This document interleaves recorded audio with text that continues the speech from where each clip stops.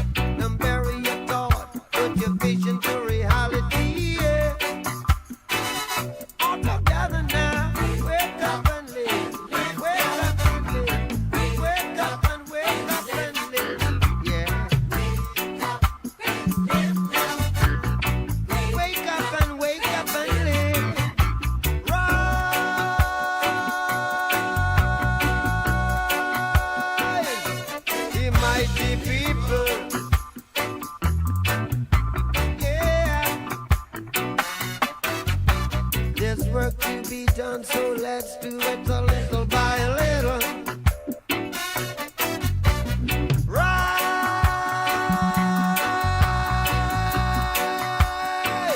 from your sleepless slumber.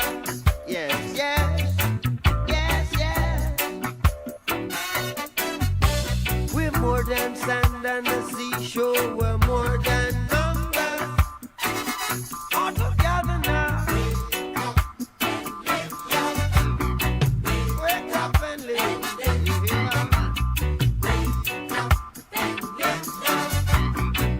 Wake up and live now. You see one cocoa full of basket. Already you see live big today. Tomorrow you're buried in a casket. One cocoa full of basket. Yeah, yes. Already you see live big today. Tomorrow you're buried in a casket. Walk together now. Wake up and live. Yeah.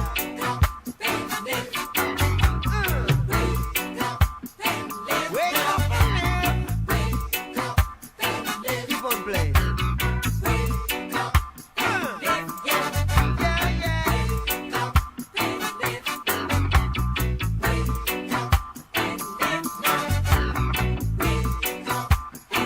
Break it down.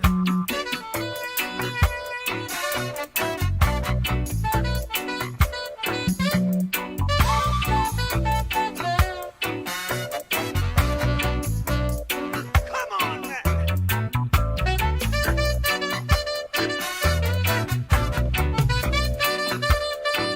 How's the feeling over there?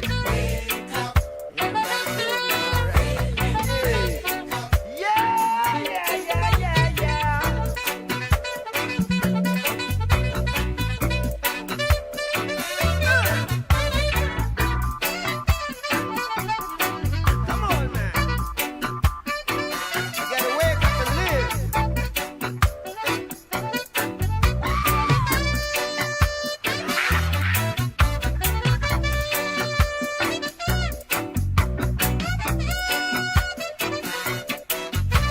Life is one big road with lots of signs. Yes. So when you're riding through the ruts, don't you complicate your mind. Flee from hate, mischief and jealousy. Don't bury your dog, put your dream to reality. Yeah. All together now. Wake up and live. Yeah.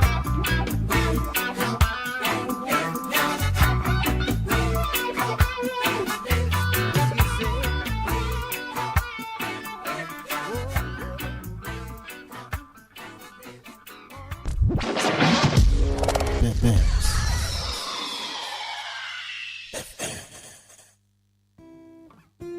Listen to the angels, rejoicing air so sweetly, receiving heaven's glory, the night that Christ was born.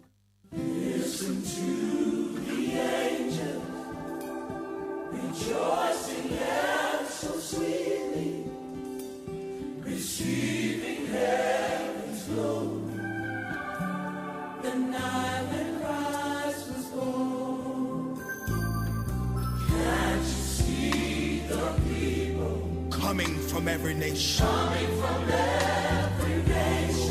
pleading for their salvation. The night that Christ. Hallelujah. Thank you, Jesus.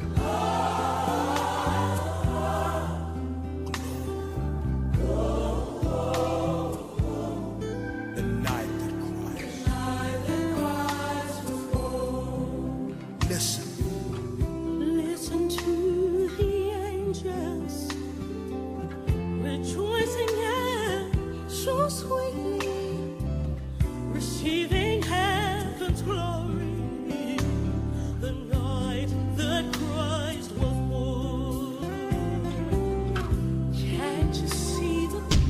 good, it's better, but nothing beats.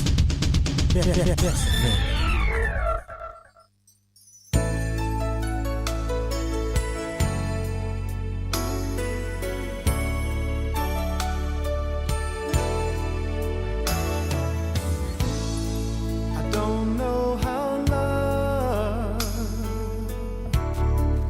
Do this to me. I've waited and waited for someone I never see, but I'm so sentimental and I'm so hopeful you'll be here. So here I am every year, every Christmas, yeah. I've wished for you in my heart and in my head, and I got my answer that first moment that we met. And oh yes, I believed you as you told me, as you said you'd be here every year, every Christmas. There must be a lesson for me to learn. If you don't trust and love, you get nothing in return. Why should I be lonely?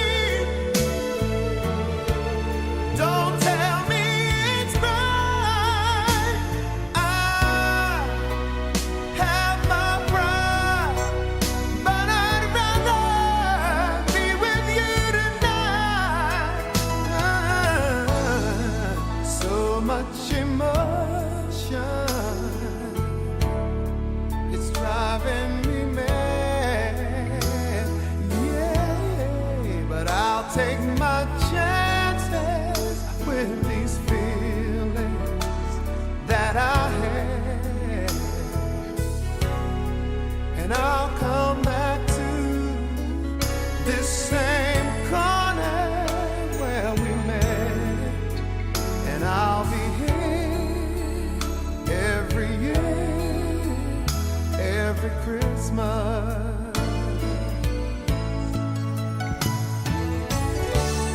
Mere words can't explain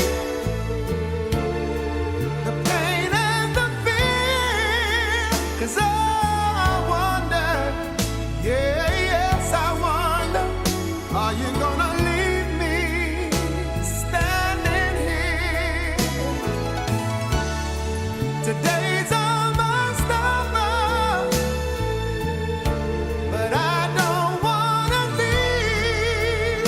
Has my heart made a fool out of me? My friends gather around me with holiday cheer. Yeah, they say to forget you, to let you go, 'cause you're not here. Well, I can't keep explaining what they'll never understand, and why I'm here every year, every Christmas. I return every year, every Christmas. Good morning and welcome to the Morning Connection. We are delighted to be with you this morning. live here in the Bess100 FM studios in Kingston, Jamaica. This is the Morning Connection with your hosts, Minett and Percival Palmer. I say a very, very cheerful good morning to Delroy Henry, who has already sent me 2 notes. One is very, very nice. He says, thank you for your entertainment each new day. Much appreciated. UK shout out. Jamaica shout out. Or Bess FM shout out. Morning Connection shout out to Mr. Henry there in the UK, from which great things are going to come in a very short time. I can feel it. And good morning to those in studio, producer, Mr. Lloyd D., and of course, Pastor Percival, and Pastor Percival's tie. That requires its own greeting. Good morning, reindeer. Is Rudolph? You brought Rudolph? I brought Rudolph. I've tell you, Good morning. I told you Rudolph was a fictitious, Good morning. fictional reindeer. Good morning. So you Good brought morning, Rudolph to good show morning. me that Rudolph is real. Good morning. All right, sir. Evidence. Good morning. Good morning. Good morning. Good morning to you. Good morning to those who are listening online, those who are in their cars and things. It is a good morning, and this has real sentimental values for me.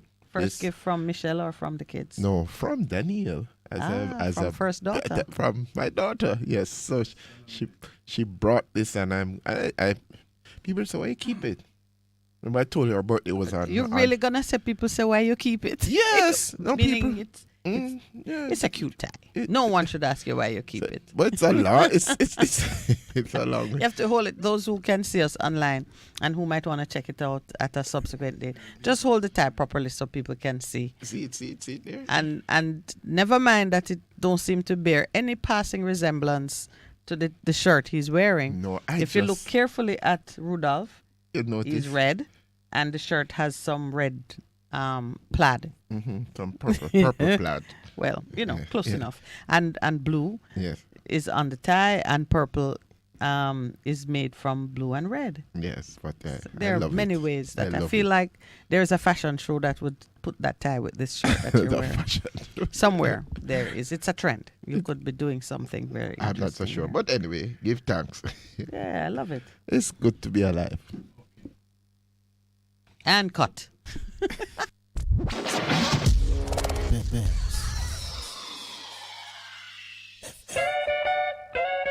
It's the season of giving, and the SOS Children's Village is proudly celebrating 50 years in Jamaica. Yes, that's 50 strong years of relentless support to our nation's children. Do you have a heart to care for the less fortunate? Help us to continue provide a safe home for the children. Donate to a worthy cause. Donate through our website at www.sos-jamaica.org or call us at 979-5850. That's 979-5850. Half a tree, one and drive, half a tree. Bossy, how do I take taxi style? Jano, I want to tell you, say, at 2 months now, my transmission mash up, and I check everybody and can't hear nothing positive. Yeah, hear me? You waste all that time I shop around and never call the experts. Winters Auto have them. Them have over 35 years of experience and them diagnose the problem and get back your transmission brand new. For them service excellent and efficient. Trust me, man. You hear me? Call them at 929-7040 or go to them at 106 Maxfield Avenue, Kingston 13 and talk directly to the boss. Just tell them I'm me, send you. Wow, you big star. Yeah, man, respect my boss. I try calling her, cause trust me. Waiters Auto Spares and Repairs, good afternoon. What a relief. What should a taxi service do for you? On-Time Taxi Service is more than just a ride to the other side of town. They offer clean and spacious vehicles, reliable service, and promise to always look out for their customers. They'll come when you call and take you where you want to go on time.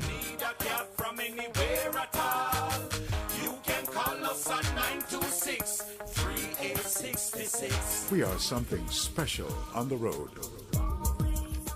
For a better choice in all your electrical supplies, A, authorized 3M dealer and better brand names, B, better service including free island-wide delivery, C, all major credit and debit cards accepted. It's ABC Electrical Sales, shop number 8, Hagley Park Plaza, Kingston 10. Open Monday to Friday, 8 a.m. to 5 p.m., Saturday, 8 a.m. to 4 p.m. We make your electrical jobs as easy as ABC. Call 754-3825-8 or fax 754-3659. ABC Electrical Sales, for a better choice. Hey, what's up? It's your girl, Lady Lee, the queen of the South, and I'm inviting you all to trailblaze with me on the best of the best radio station, the Bess100 FM, Mondays through Thursdays, 2 to 5 p.m. You can't afford to miss it on your airwaves. Yes, Trailblaze with Lady Lee right here, Mondays to Thursdays, 2 to 5 p.m. on the best of the best, Bess100 FM. Mwah. Bess100 FM is the authentic voice of Jamaica, promoting your prosperity with better vibes and better music.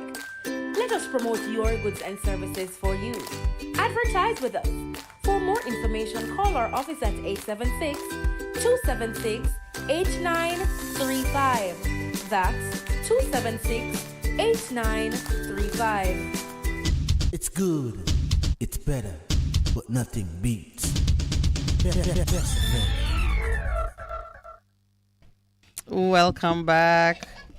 Well, I can tell you that if you desire a video of Pastor Percival tying his favorite tie, it will be available on Netflix. That's what I made a video. Even I send it on Netflix, it go around the world. But yeah, Netflix is on my mind these days because they've lost money? No. We are going to do, you and I, remember we said we were going to look at the declarations that we do on Wednesday mornings. Mm-hmm. And then we were going to do a little scan of public life and see where there are some inroads on those issues that we've been, we've been pressing. A big one for me comes out of declaration number 10.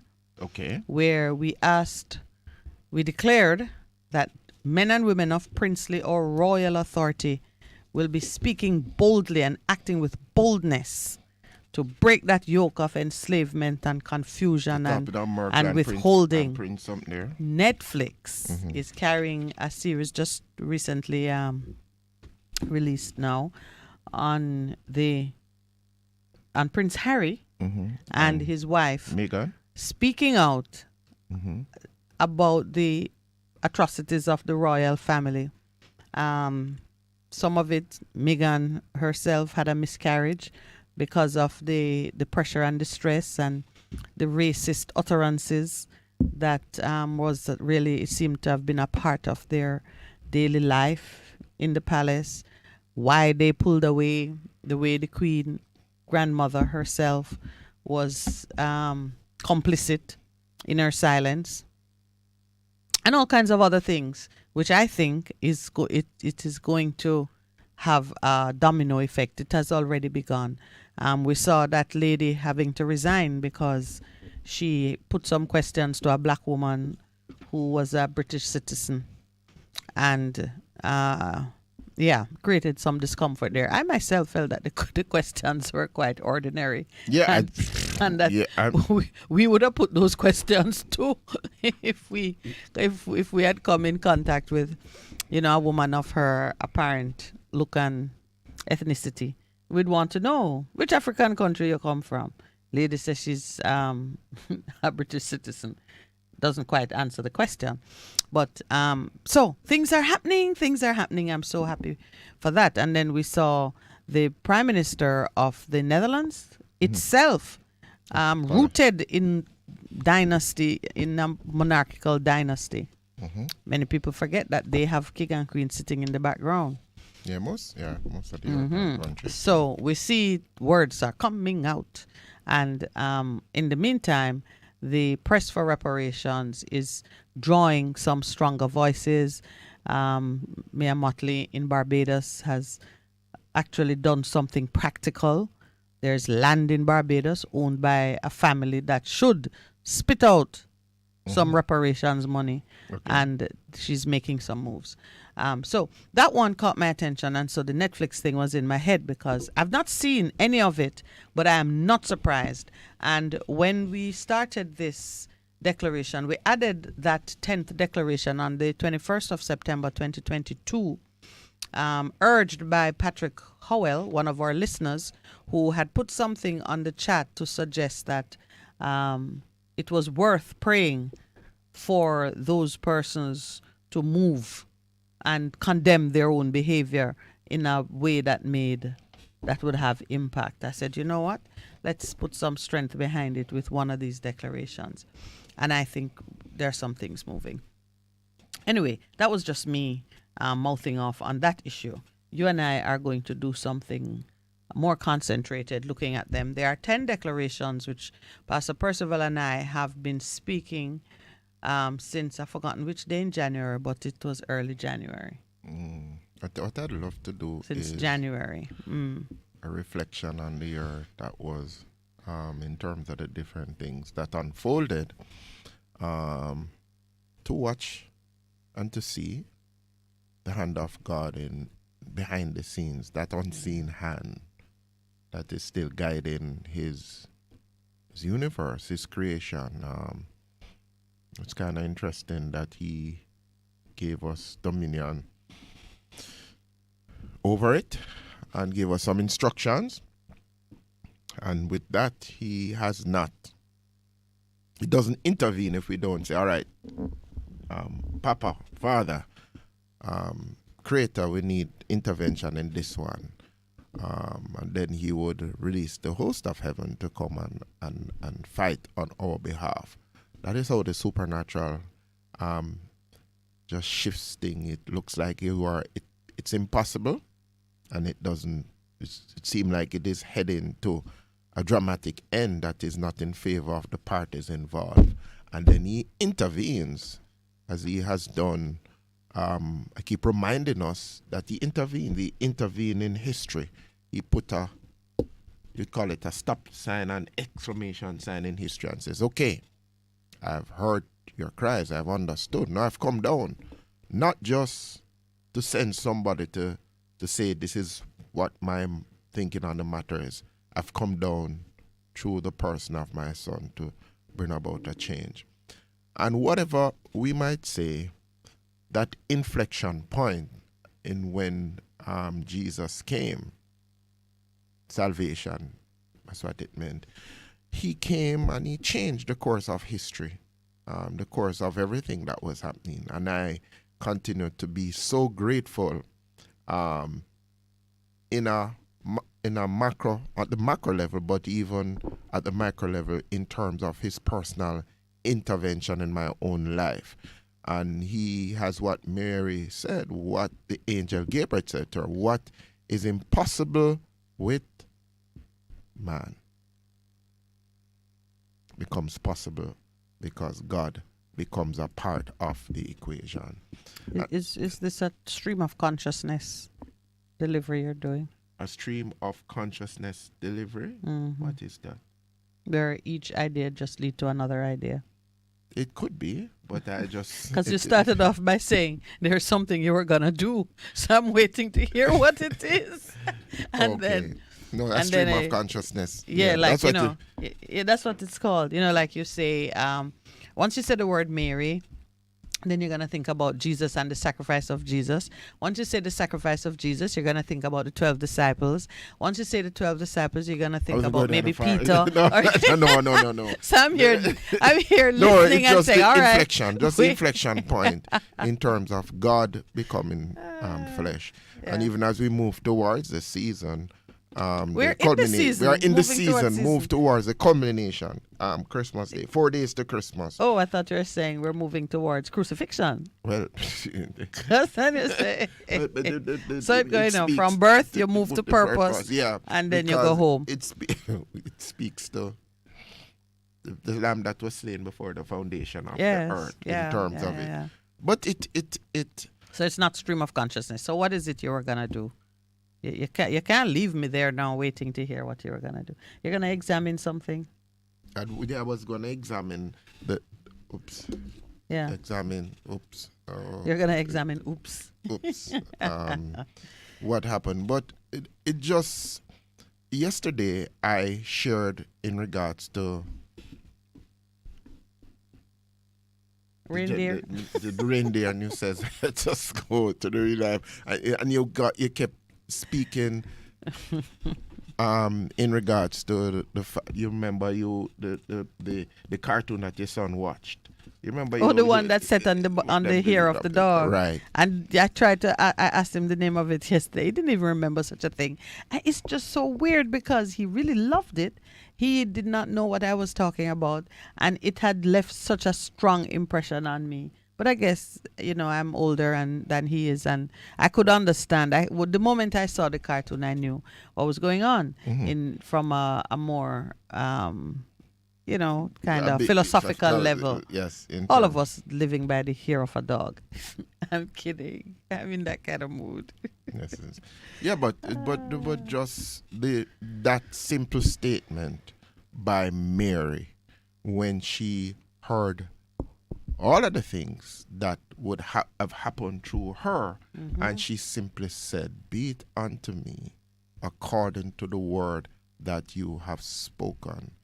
I'm just thrilled, amazed in terms of what God continues to do, how he continues to intervene in our lives when we look to him and ask him to intervene.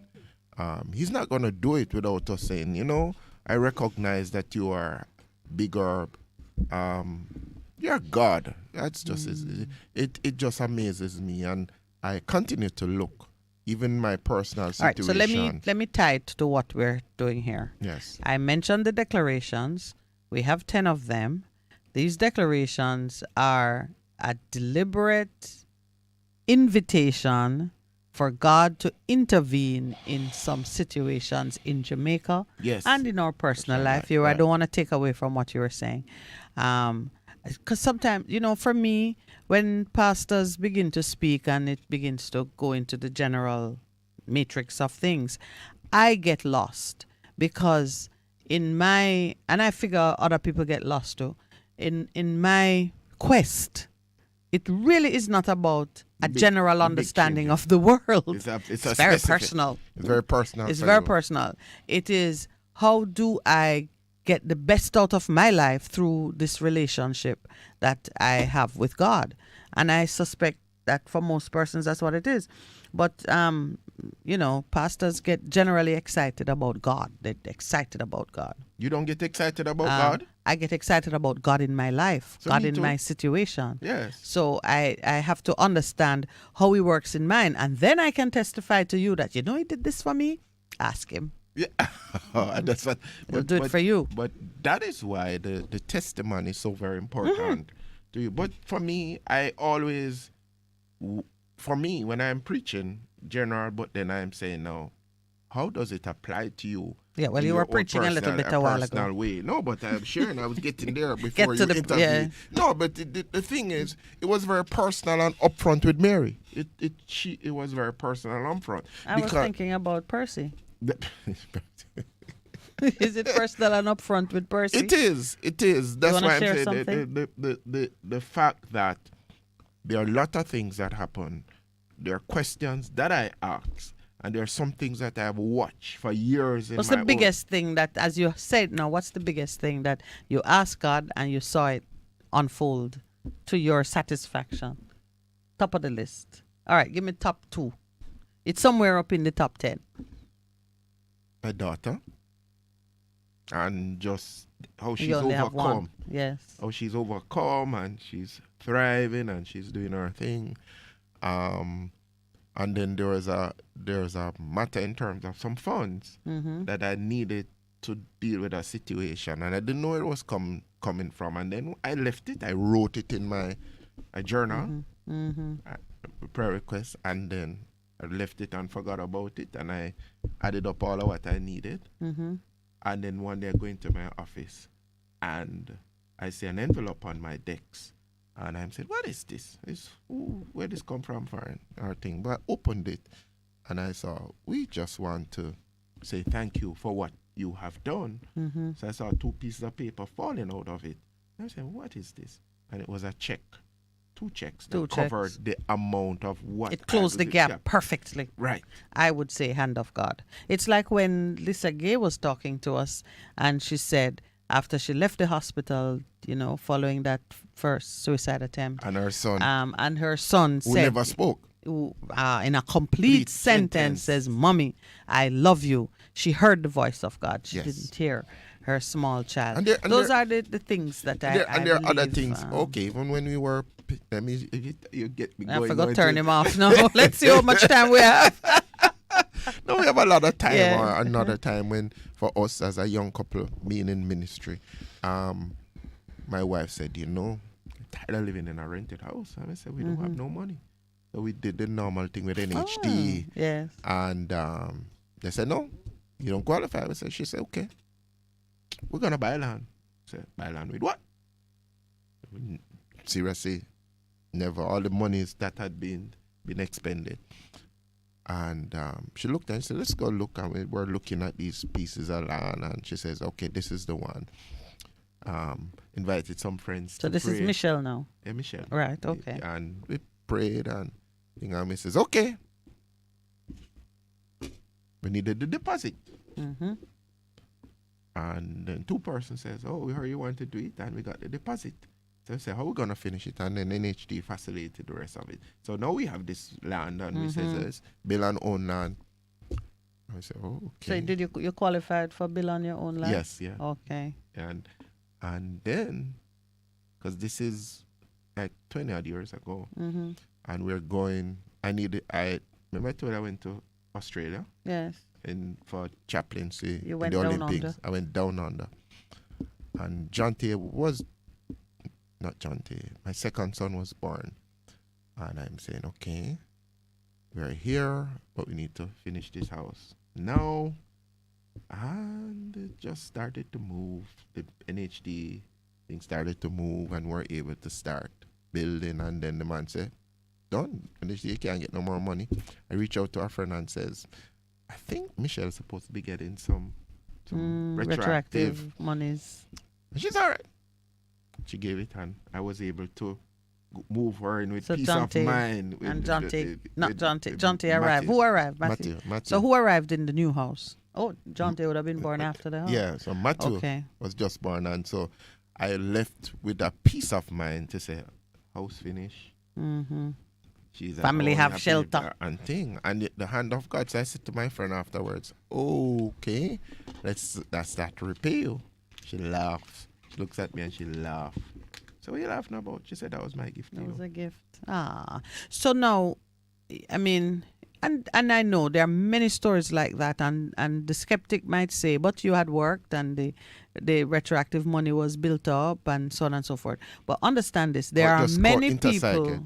There are many people who work hard at things, put in the value, but it does not come out to them at the time when they need it for a specific purpose. I mean, there are even some who work, get their pay, and they're on their way home, and somebody thief it.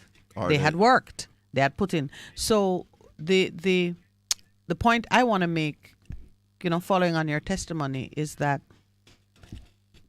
you can never take comfort in the belief that what you have is the product of your own hard work.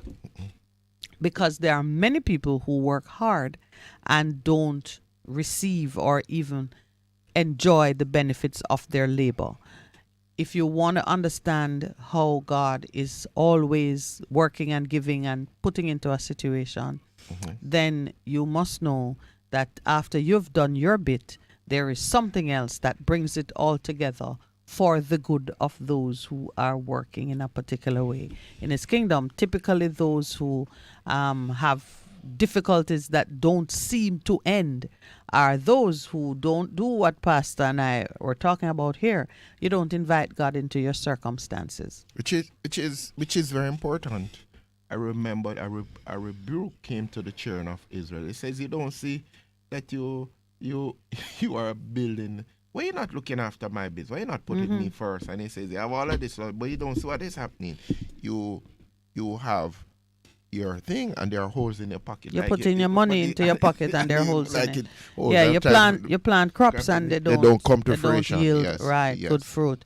And it's not, yesterday one of the listeners had put on the chat a scripture. I don't remember which one it was, but it is that scripture that says, I am God who creates light and darkness and good times and disaster. And really he was trying to remind us that everything is in God, both the good and the things that, let's put it this way, I must say that both the good and the bad, the things that affect us adversely and the things that are a blessing to us, because there's a place in which things in and of themselves are neither good nor bad. They just are. The rain falls. It's a great blessing to one man who needed water. It is a flood and a disaster for another man who is homeless, living outside and couldn't. Yeah, it's the same rain. So it isn't that the event itself is either good or bad. The event itself is a blessing to those who see it as such, and it's a disaster to those whose circumstances couldn't deal with rain, can't handle rain. If your roof is leaking, you want sunshine and dry weather all the time. When you're secure in your house, you don't care which way it goes. Well, it is about the principle which was seek ye first the kingdom of God and his righteousness, Matthew 6:33, and he'll add all the other things unto you. And in your seeking, you have placed your trust and confidence in walking according to the will and purpose of God's way of doing things. And some of the times his timing is not your timing, because he's connecting a lot of things and he keeps asking us, will you trust my hand in the situation? Because some of the times when you're become impatient. When you're really connected, you have no timing. Your timing is anytime you say is good enough for me. But it takes a lot of beating down of flesh and ambition and imagination to get to the point where you no longer set a schedule. You just say, I move when you move. My dear sister, that's why my dear brother. Mary said, beat according to... Yes, beat unto me according to your will. Yes, man. When you come to that place and on, I don't know we reach here, but it is really important for people. We're doing stream of consciousness. You call it stream. Yeah, when one idea breeds another and you forget where you started. That's amazing. It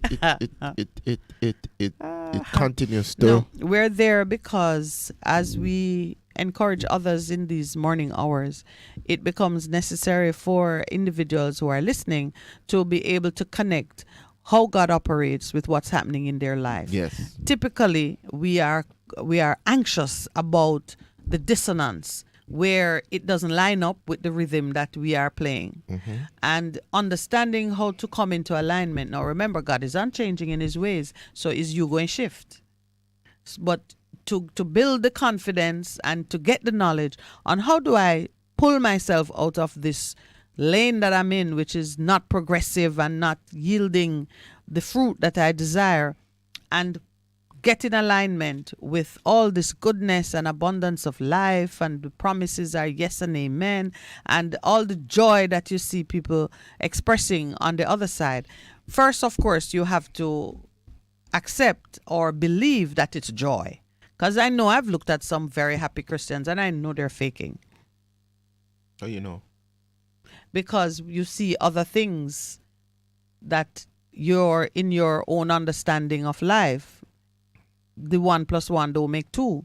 But sometimes I really don't know. I'm just telling myself that. So because maybe I'm not prepared to do what they do, so I try to deny the reality of their expression. Like yesterday, Malvern said, I was denying Rusty the reality of his sword. I tried to tell him say it's a metaphysical sword, or that there's metaphor in there. But the point I'm making is, you, in your whatever your circumstances are, desiring a change, you are looking at options. Do I go left or right, because you desire a change? So of course it begins with the desiring a change. So for you to desire change, you must recognize that your circumstances are not what's good for you. Either you're unemployed, or you're in the wrong job, or you're in the wrong relationship, or you don't have no relationship at all. Whatever it is, you're saying, you know, this is not my place of happiness, my place of fulfillment. I'm complaining, I'm depressed, I'm whatever, however your unhappiness is showing, but I'm not content with where I am. And then when you look at the path for growth, and the path for growth is not, it's not necessarily just a subjective analysis. There's some objectivity to it, because if you're in jail and you desire freedom, there's only one way to get it. Well, there are two ways. You could do a jailbreak, or you could learn what the systems are and say, okay, if I behave this way or that way, I could reduce the time, I could speed up. If there's room for me to appeal my case and be free because I have a good case. You know, when you apply your mind to what is the logical,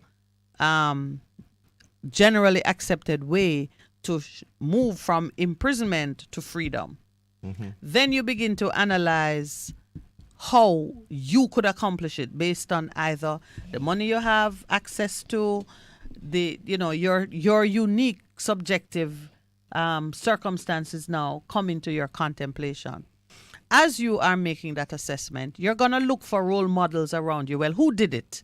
What am I seeing out there that could be a reference point for me? And you might see a very cheerful Christian person talking about hope and so on. Then you're going to look at their life. You know, that's why I tell you, every believer out there, just know somebody is looking at you to see whether or not what you profess makes sense. And that is why this is where integrity, what you say is what you do, the way that you speak, they see it being manifested. One of the challenges that persons continue to have with us and with people who make certain declaration is that it's not matching up. And so for me, the real proof has been in what I'm declaring. That is what I'm doing. That is how I'm living. That is how I'm treating with people in every situation. And I tell you, you spoke about dying to the flesh. It is there, sister. It is there. It comes like Romans. We are there. It's 7 a.m. Time to take a break. Yeah, but it.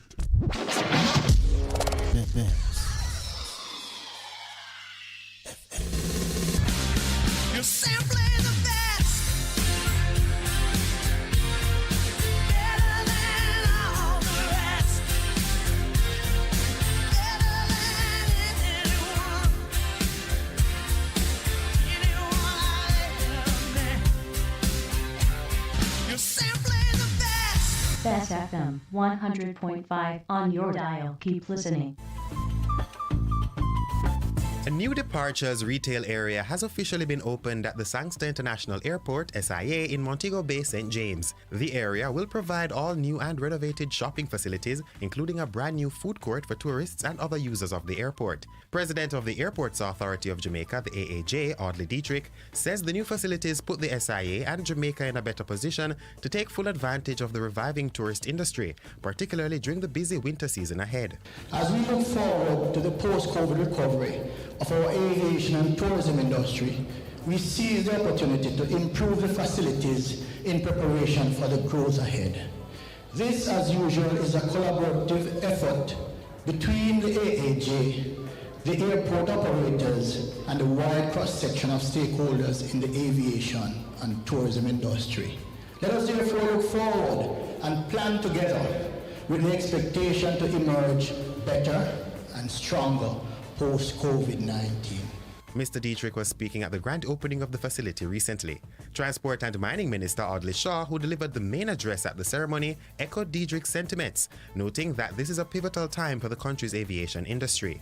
Despite the setbacks caused by the COVID-19 pandemic, Minister Shaw says Jamaica's recovery continues to outpace other territories. He further hailed the new departures retail area at the SIA as a welcome addition to the passenger experience. He says the area could easily remind a visitor of being in Miami, Milan, Times Square, New York, or Paris, France, adding that it is critical to the overall success of the SIA's ongoing program of upgrading at the airport. The initiative is expected to lead to substantial growth in non-aeronautical revenue for the airport. It's not just the physical appearance that they're working on.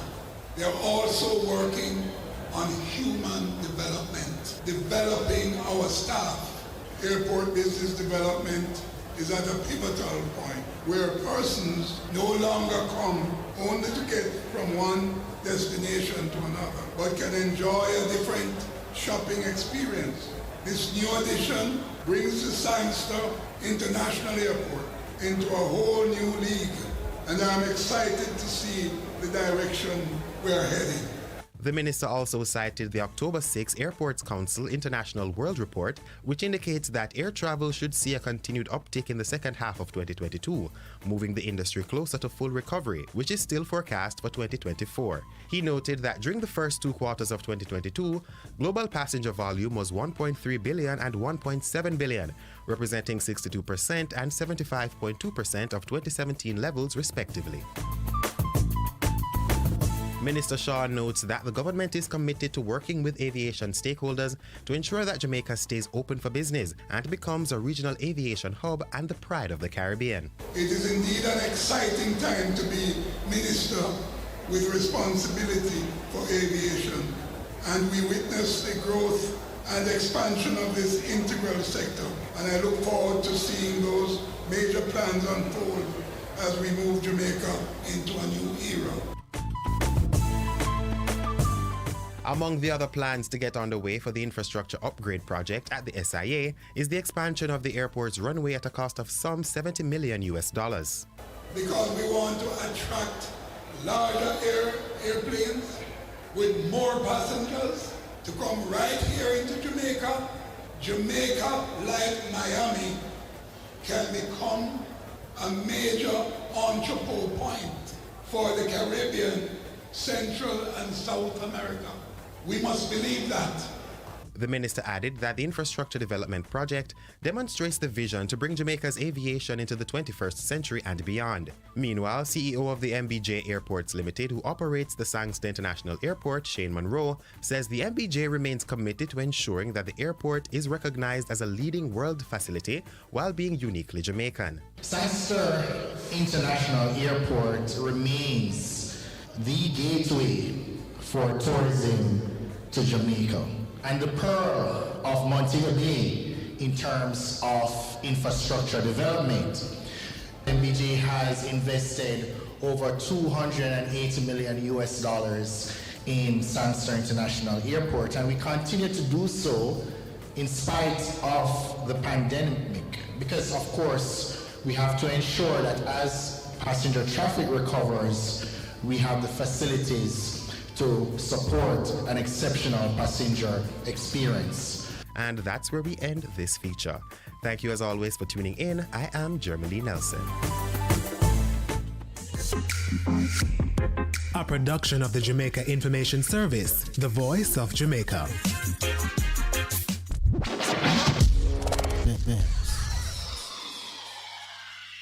Seniors, the Ministry of Labour and Social Security is advising that the November 2022 payment under the Social Pension Programme is now available for collection. Check your text messages to confirm your payment arrangements. For further information, call 876-922-8007. The Social Pension Programme, caring for our elderly. A message from the Ministry of Labour and Social Security, providing opportunity, stability and social protection.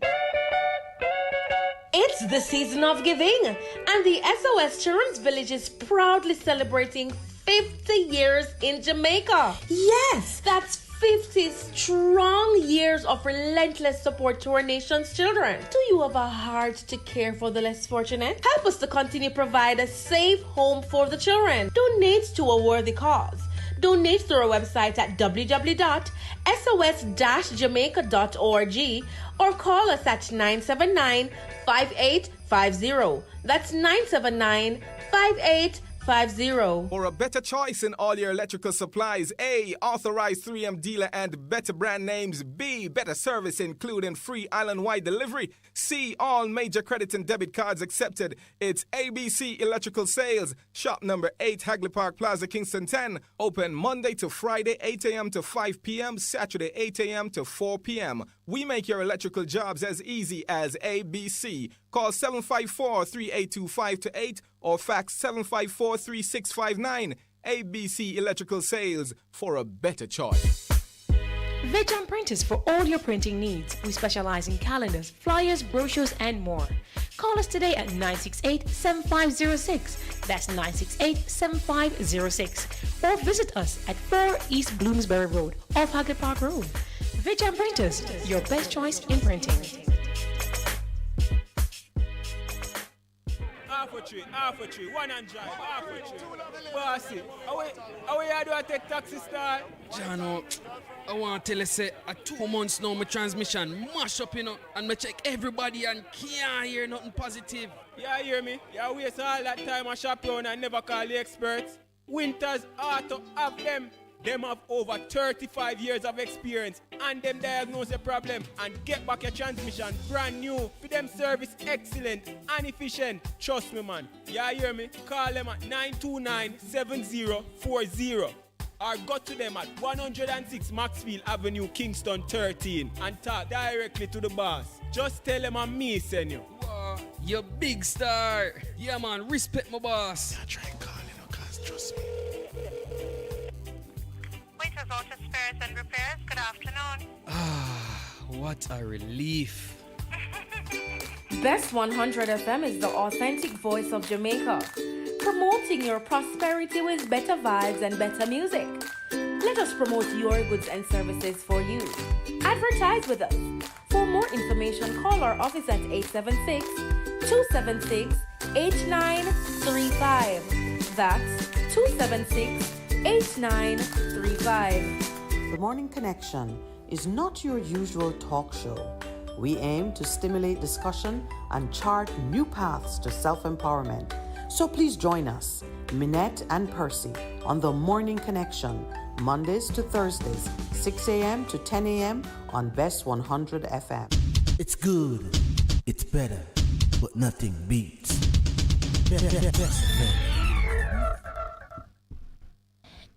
Good morning and welcome back. We started off the morning with me bringing up something that Pastor and I had discussed some time ago, and it is this: for us to revisit the declarations that we've been speaking over the nation on Wednesday mornings for the last 12 months and a few days shy of 12 months. But for the entire 2022 that we've been on air, we have been decreeing and declaring certain things. And I think it's worthwhile for us to take a look at how things have budged, shifted since that time. So that discussion has flowed very freely into a conversation about how individuals can seek to bring themselves in alignment with both the desires of their heart and the will of God for their lives. What works, the testimonies that we have, and Percy has quite a few. I have one or two myself. You make it sound like it. You have more than me. That blessings are running me down and then I run you down. Chasing after you. But they will run you down, my sister. And time, I tell people times and season. In Ecclesiastes, it speaks about there's a time and season for everything. And in terms of purpose and timing,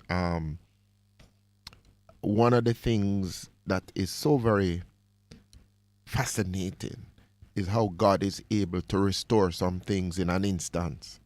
We hear of the story like with Joseph, where he went on how God restored him, and we see in terms of that widow. You remember that widow that we shared, and she had gone out and had to leave, and her son had been resurrected, but and the prophet. It's the Shunammite woman. The or Shunammite woman. Shunammite? Yeah, yes. And then she gone because of the famine, and she come back, and then they were like just going through all of the things that happened, and I don't know if it was whoever was reporting to the king in terms of that. I said, "What's the woman there?" And then he says, "See the lady there," and then she was coming to ask him for all of her to get back her land, back her land, and all of the things that had happened in it in terms of, you'd call it it get back her land with profit. With profit, mean profits. Yeah, so that is timing, and that is how timing and purpose works in God. So you say, I'm going to get back what's mine with profit. Yes, sister. Prophesy, Pastor. I believe that. I believe it too. I believe that in terms of restoration and how God's timing works in our life. Some of the times it's tough and hard, you know. I can tell you that you're just waiting, wondering it's happening. And he says, "Oh, cast all your cares upon me, because I care about you." Or, well, can I make one comment here? Yes. I had at a time in my life asked the Lord to give me the opportunity to have a testimony that could reach persons going through difficulties. At the time, I didn't know. What you was asking him for? No, I didn't know that. In order for you to testify to people going through difficulties, then you have to go through some tough Tell ones. me about it, yes. But hear what happened now. I, having been anointed from an early age, just meaning that I felt God's presence and acknowledged the reality of him and understood that there was a purpose for which I was destined. Mm-hmm. And that happened to me from age 10. Mm-hmm. And so I was walking with that knowledge through high school, through college, university, and I was walking with that knowledge for a while, but never really giving it a priority. Mm-hmm. And then I got to a point where I kind of said to him, I realize now that I was just being lazy, willful, whatever. And I said to him, give me some time. Let me live a little and be able to relate to persons in the time of service. Let me have the experience to relate to persons who really need ministry.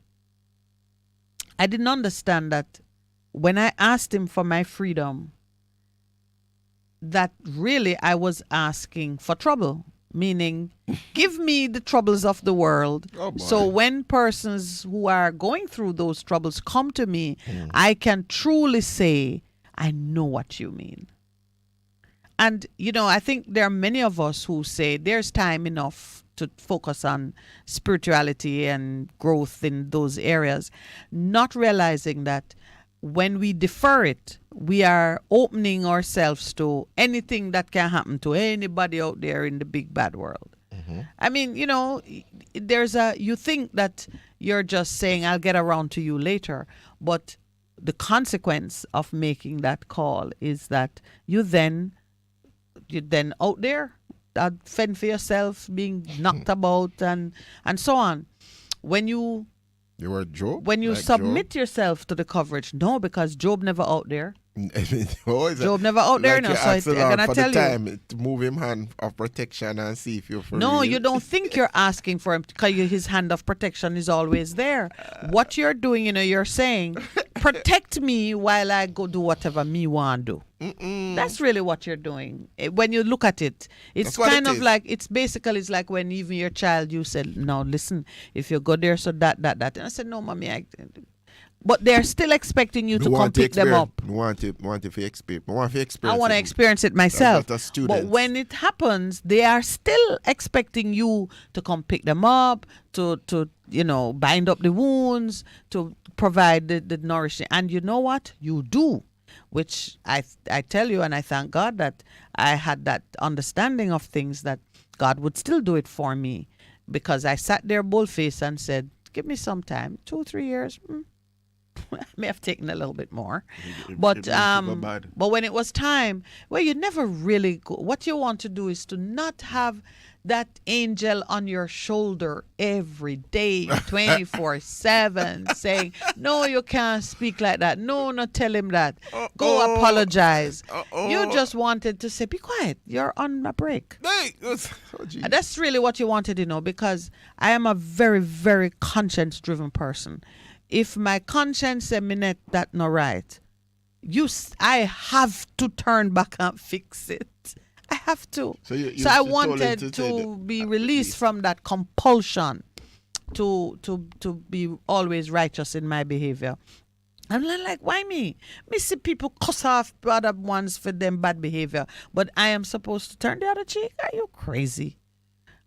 I went through that. All of us got through it. Talk the truth, Percy. You never got through it. Through what? That feeling, that pressure of the standard, the ideal to which you must live, or you hurt when you don't do it.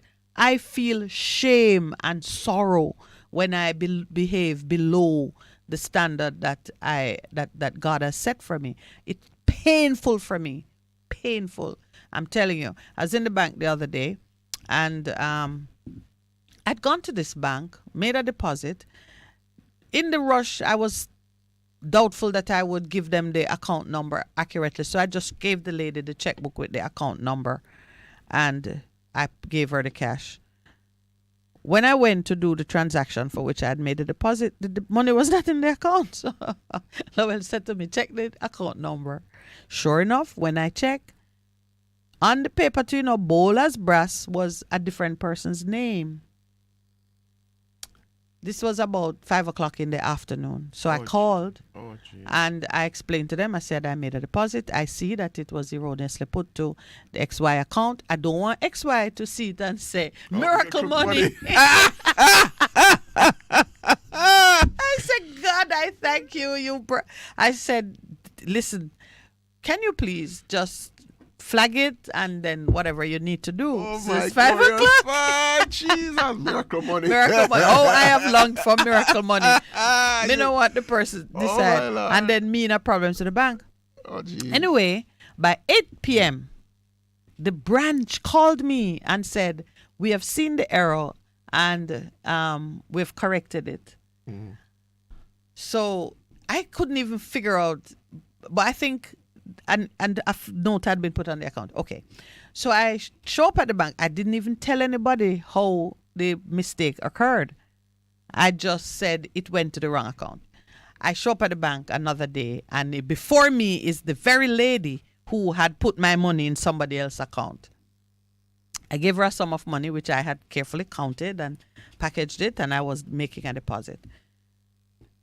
I put the figure that I put on the thing. She says, it's $5,000 short. I me stand up there and I say, me count that money. I had counted it like 10 times. Anyway, I give her $5,000 more, and then a spirit said to me, ask her to count it again. So I said, can you count it again for me? Because I was so sure. She immediately got a look on her face that said, woman, me never thief your money. You know yeah. And she says, for me to count it again, I would have to settle my entire, like she have to reconcile her cash or something like that. So even that no. So I said, oh, you've mixed it up with the other funds already? She said, yes. And she have a very mulish look, which just convinced me that she had made another mistake. Anyway, we continued the transaction. And in the course of it, I had to make a payment on 2 credit cards. Now, at the counter, they have a sign. It's a little bank that is actually in a supermarket. They have a sign that says each person, only 2 transactions. But me now, deposit some money and I'm paying 2 credit cards. So that's 3. She's moving along to do the 3rd. And then she says, not looking at me, you know that way. She's not giving me no eye contact. She just says, and for the future, it's only 2 transactions per person. Okay, smile. Smile. Who should smile? Me? Yes. This is one of those moments when I put the angel in my pocket and I said, why are you telling me this? It only got worse from that point on. And then it to the point where she gave me something to sign, and she gave me the thing, and I even forgot the whole process with them. I took it up and I walk away, and she's yelling behind me, "You need to sign it. You need to sign it." And I say, "I'm signing nothing." Toss that over my shoulder too.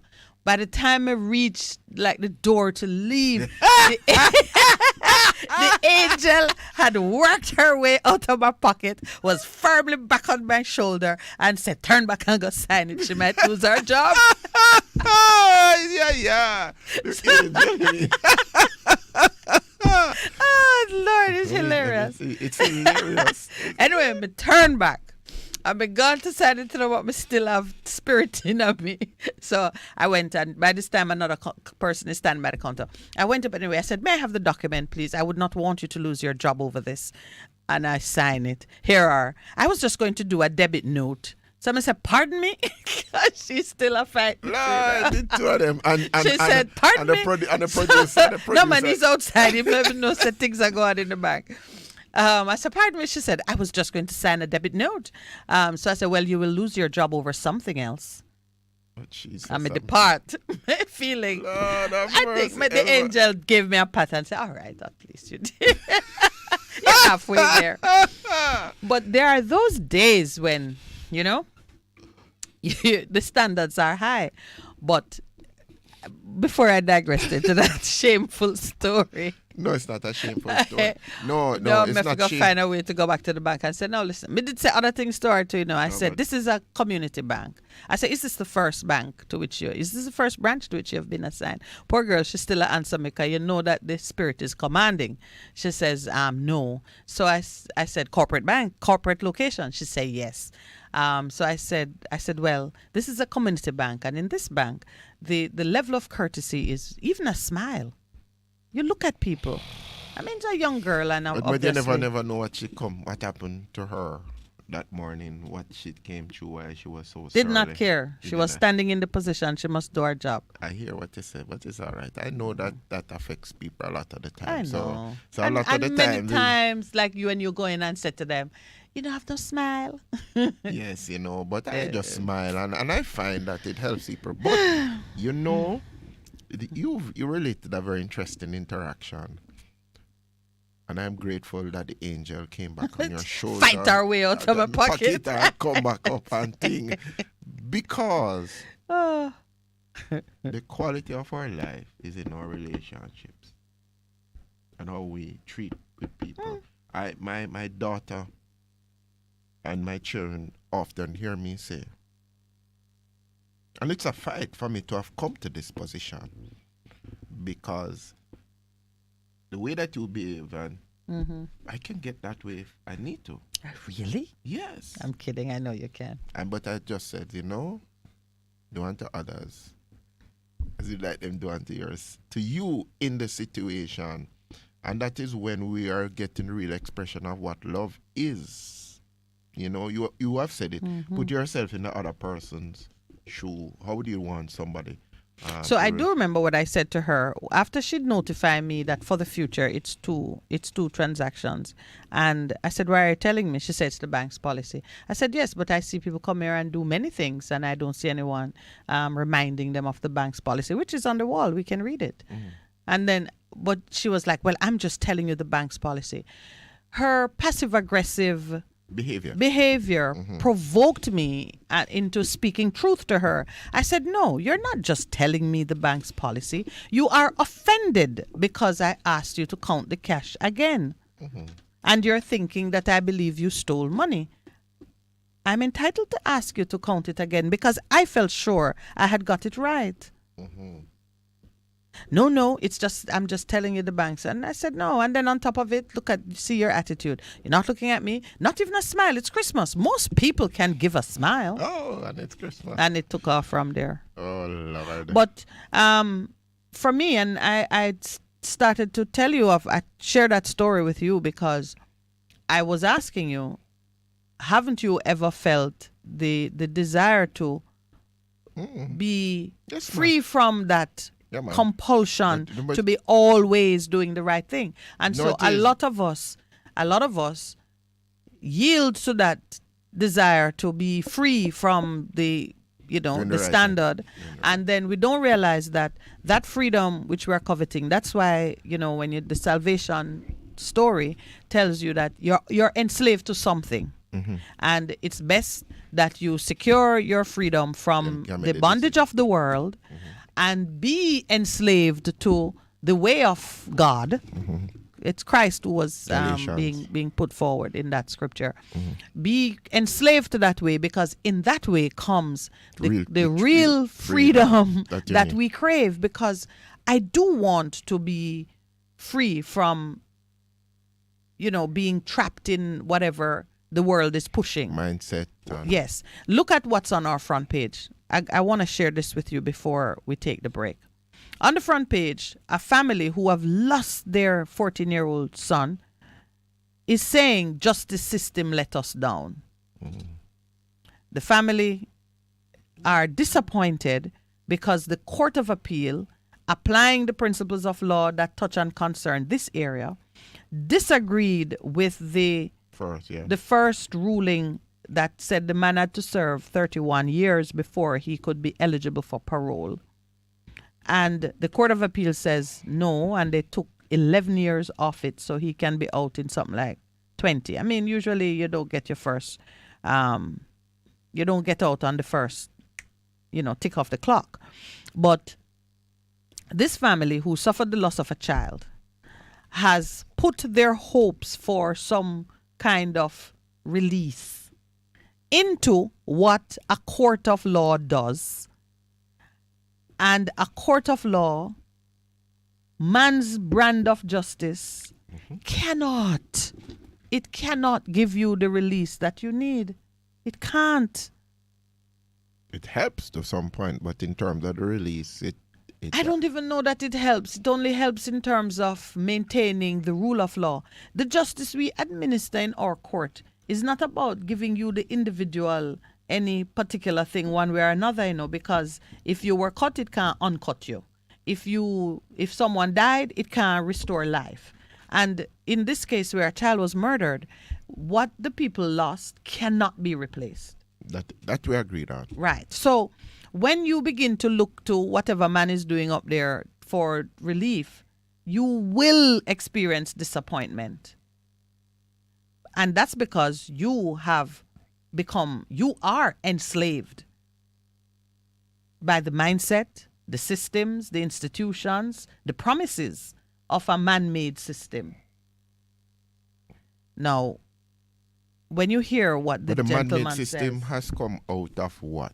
Into your mind, right, what it has come out of? So we spoke about rituals and marriage. So it is not about the existence of the system, because the system must exist. True. All right. And the system has its foundation in what it is that God has set through the delegation of authority to man to manage things in this realm. True.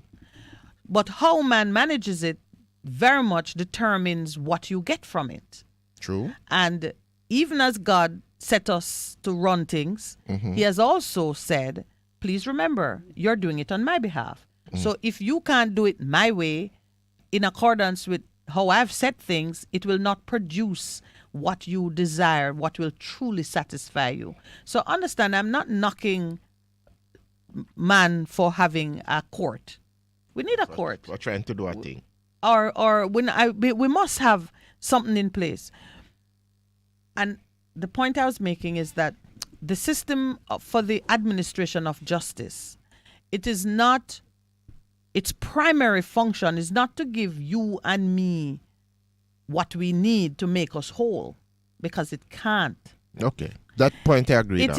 It is for the purpose of keeping society within, it's maintaining integrity in the society. Correct. So we say rule of law. True. It could be rule of God. It could be rule of king. It could be any other fundamental structure that is meant to hold things together.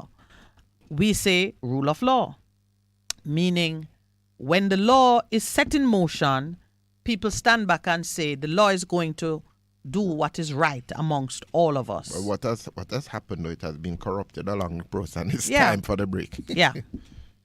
When we come back. difference you can hear, a difference you can feel.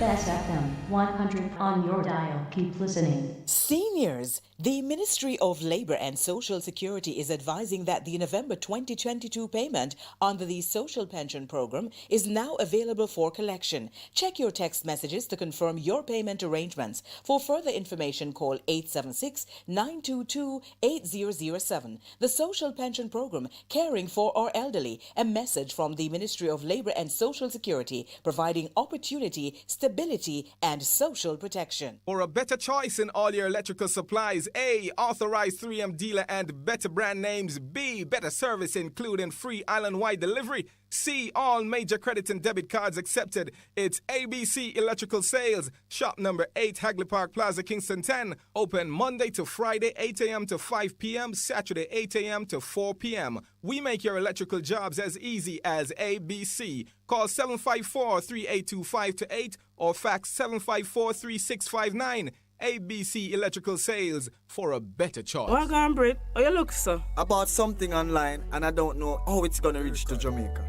Just use Triple E Express now. They must ship anything in a flash. You can use them credit card and get loyalty points the more you shop. Loyalty card? Because me ship with them? Yeah, man, loyalty card. Whether you ship every now and again in a month or multiple times in a week, your loyalty is appreciated and rewarded. Because me ship with them? Yeah, I suffer real, I suffer true. But wait, suppose me did it at my place and want ship something to mommy and daddy. That can do? Definitely. Call Triple E Express Courier Services at 876-426-6067, 876-234-2043. Locations in Kingston, Manchester, St. Anne, and Trelawney. Remember, if you have a debit card, you can't use for them one. Kill two birds with one stone. Triple E Express Couriers. Get happiness in a flash.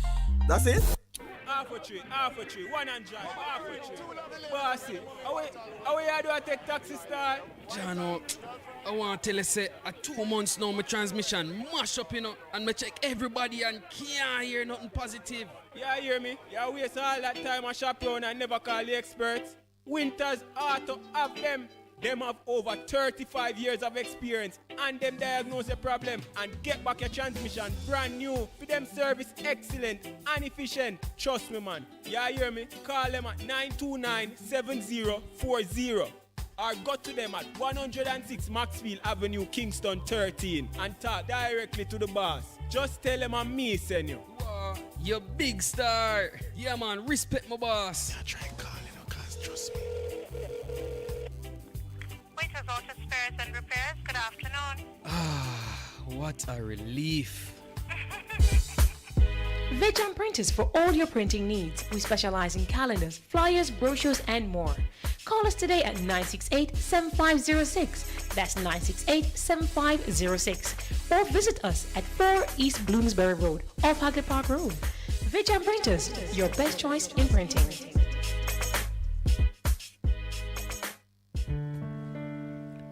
This is your beloved Pastor Percy from the Morning Connection.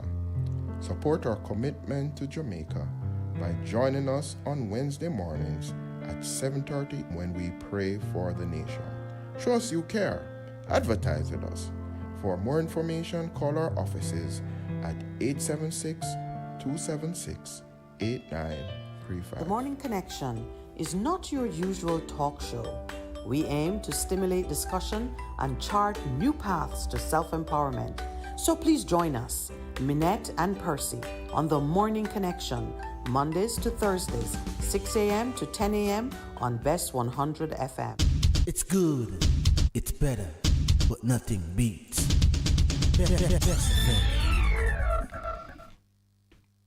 Welcome back. Even as we this morning continue to reflect on God's goodness to us. Some people say in the land of the living. Is there another place that you can go to but be in the land of the living? Because when you go after, there's nothing. But this morning we give God thanks for the simple truth that we are alive, we are in our right minds, we have our body functioning well.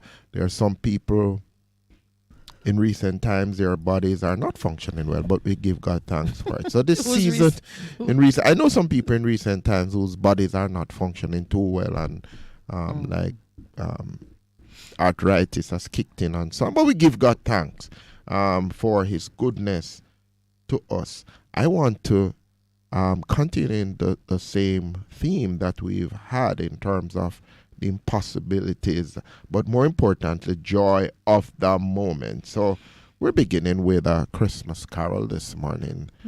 Joy to the world, the Lord has come. Joy to the world,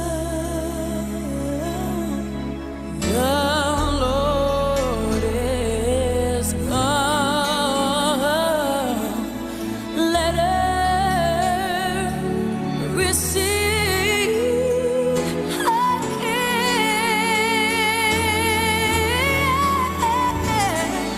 Let every heart,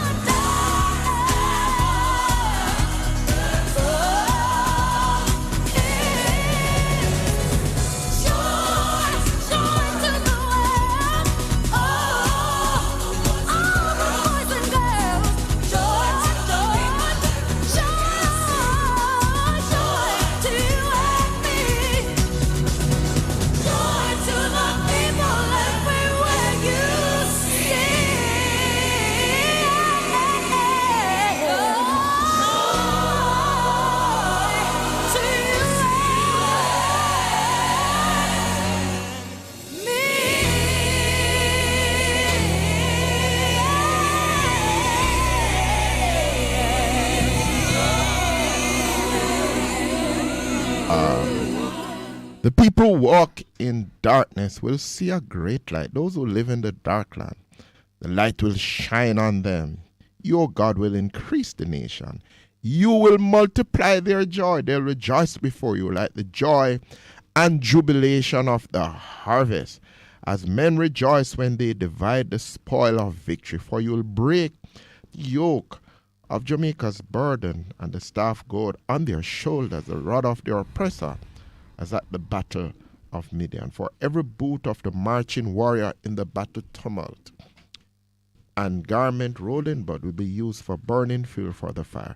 For unto us a child shall be born, to us a son shall be given, and the government shall be upon his shoulder, and his name shall be called Wonderful Counselor, Mighty God, Everlasting Father, Prince of Peace.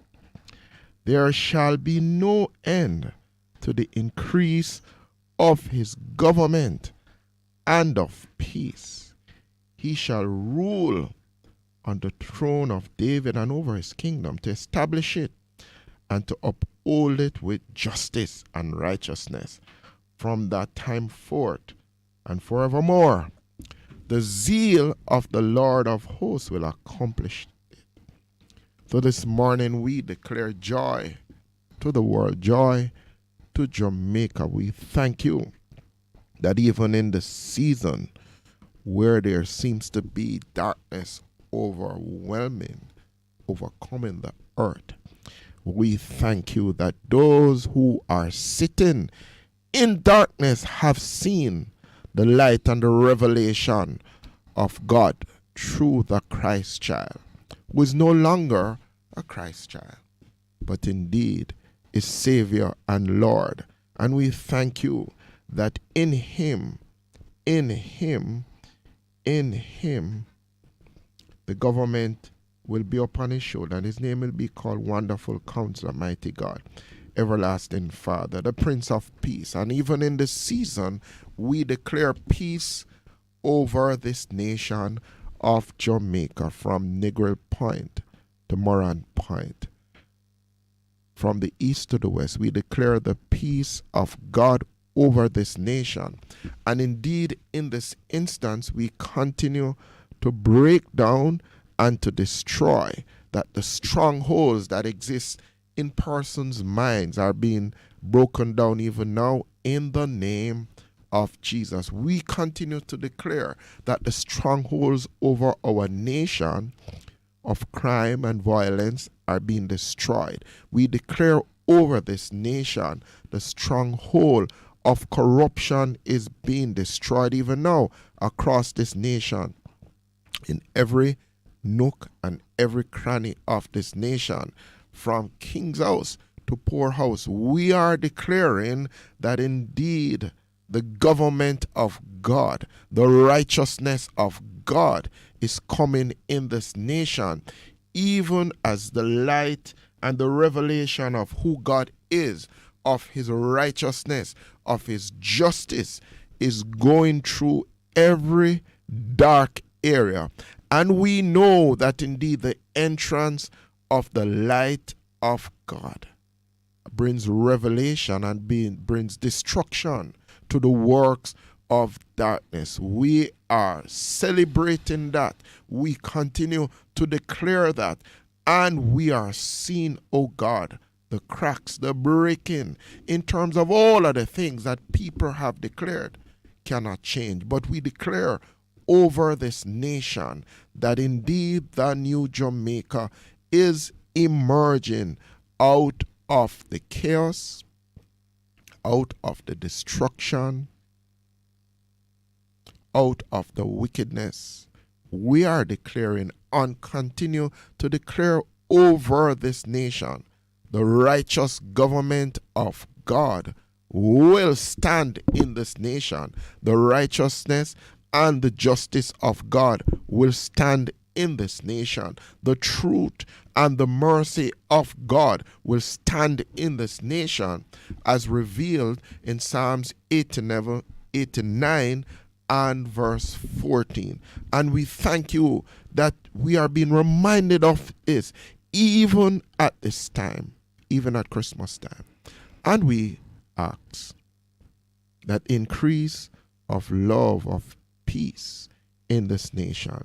And we say, Lord, as the entrance of your word brings light to individual and remove the stronghold, remove the darkness.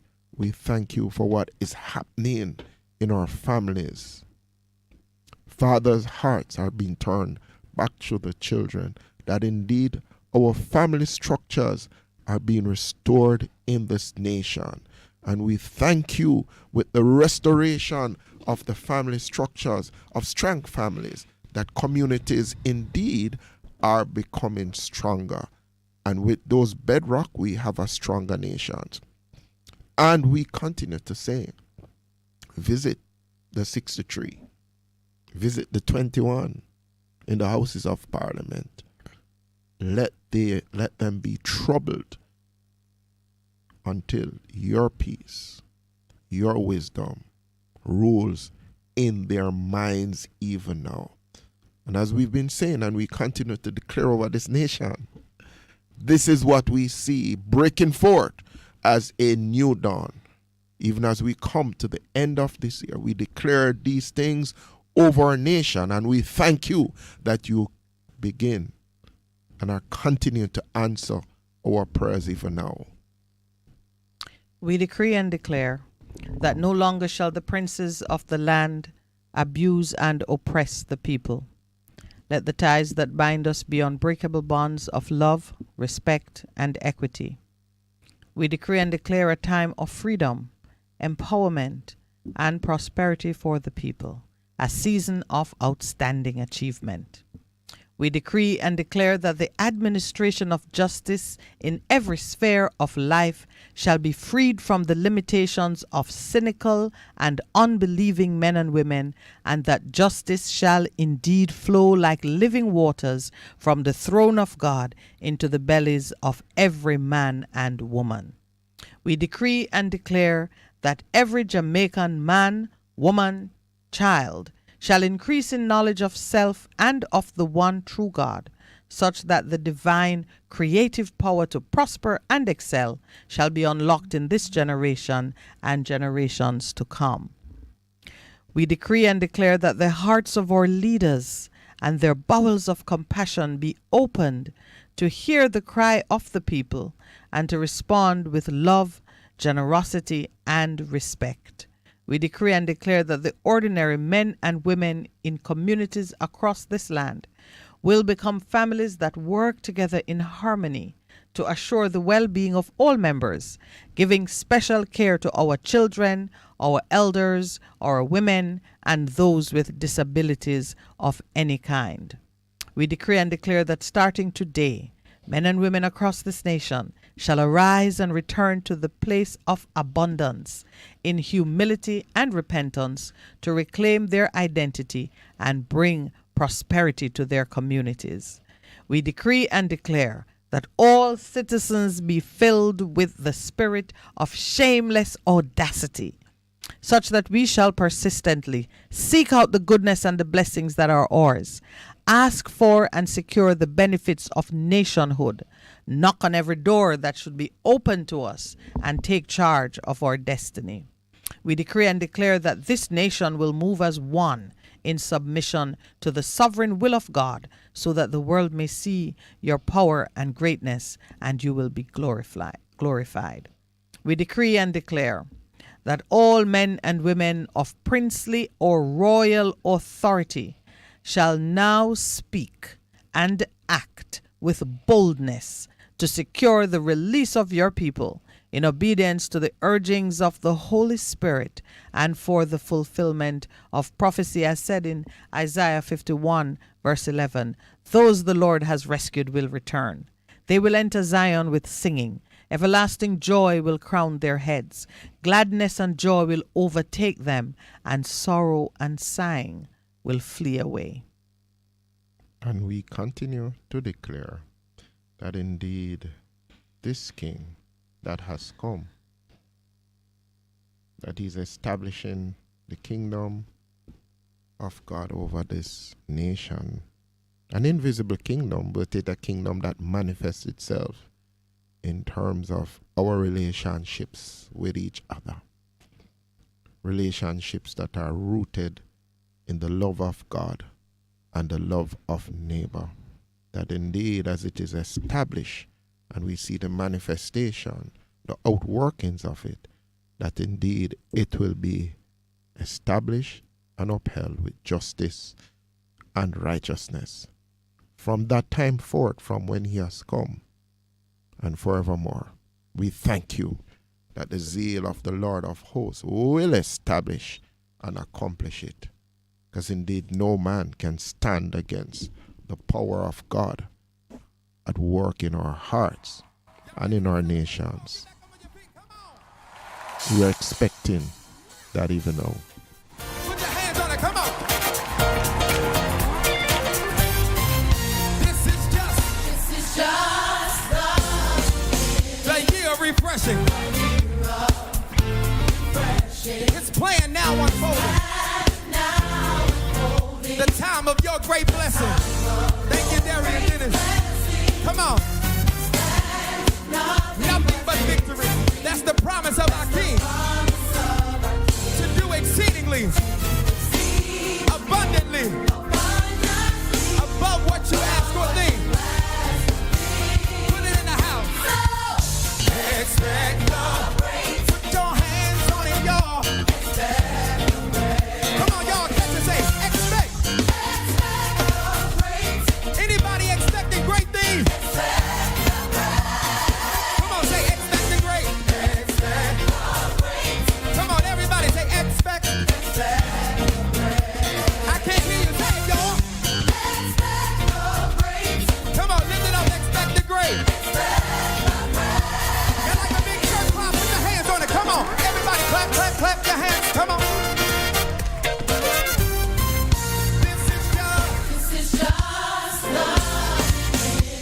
The year of refreshing. His plan, say it. The time of your great blessing. Expect nothing but victory. That's the promise of our King. To do exceedingly, y'all. Above what you ask for me. Sing it real good. Expect. I wish y'all could put your hands on it and say it. Anybody expecting great things, say it. Come on, everybody, lift it up, say it. In your finances, expect the great. In your relationship, expect the great. On your job, in your home, expect. Come on, everybody say expect. I like this part, say anticipate. Faith activate. Tell them this is your year. Your moment. Here we go. Expect the grave.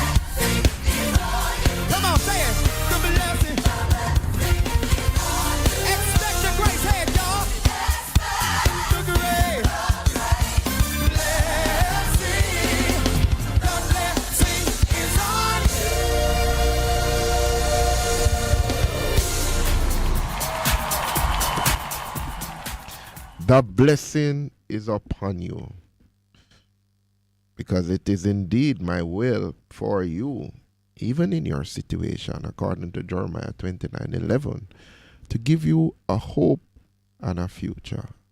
Blessings, not for destruction. I'm paraphrasing now.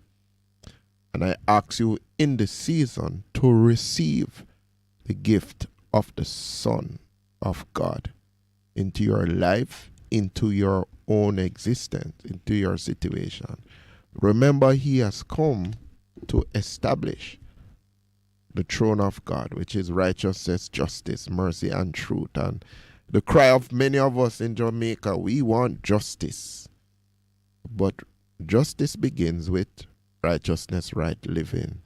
And so we make that declaration and continue to declare that the real change begins with us as individuals recognizing who God is and having fear of God in our lives. And then he commands us to love our neighbor as ourselves. And we indeed are seeing the springs, the shoots of change in our nation. And we give God thanks that indeed he continues to respond to our prayers. He's not a God who is deaf and hard of hearing, but he's responding, but he's doing it according to his time, his purpose, his timing. You're inviting me in. Inviting you in. We are Thank together. you. Thank you as always for leading this segment.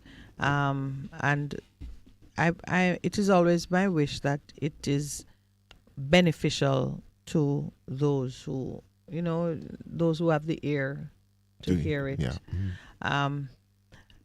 Much can be said about prayer. When we started these declarations, I positioned it as resolutions. Mm-hmm. This is what we do at the start of each new year. We look at the year, we look back and say, what should we have done, didn't do, how can we set a foundation to do better? And we decree, resolve and that these areas require some intentional work. I look at the justice is at the foundation of all the issues that affect our contentment. If we, you know the basic things that we need to survive, we need housing, we need food, we need education, health, and so on. And as we look at how these goods and services are distributed amongst the population, we are looking for fairness, we're looking for justice. And that is the heart of God. And that is the heart of God. All right, let's take our break. When we come back, we're going to open the lines, the numbers to call. Please remember them. 619-1508 and 279-8473. This is the Morning Connection, entering the second leg of the journey this morning.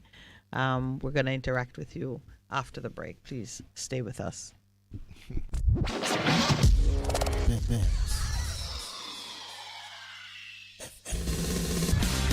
You're simply the best. Better than all the rest. Better than anyone. Anyone I ever met. You're simply the best. Bess FM 100.5 on your dial. Keep listening. Hello, I'm Neil Nunes with the BBC News. Taliban guards in Afghanistan have prevented hundreds of young women from entering university campuses a day after they suspended higher education for female students. A religious scholar told the BBC they had also been asked by the Afghan rulers to ban prepubescent girls from attending Islamic schools or madrasas. Here's our South Asia editor, Bess100 Etirajan. Videos on social media showed female students dressed in hijabs standing near their colleges, hugging and consoling each other. One student said, "We are doomed and we have lost everything." A group of women held a protest outside one university compound, but Taliban guards forced them to leave and took away their mobile phones.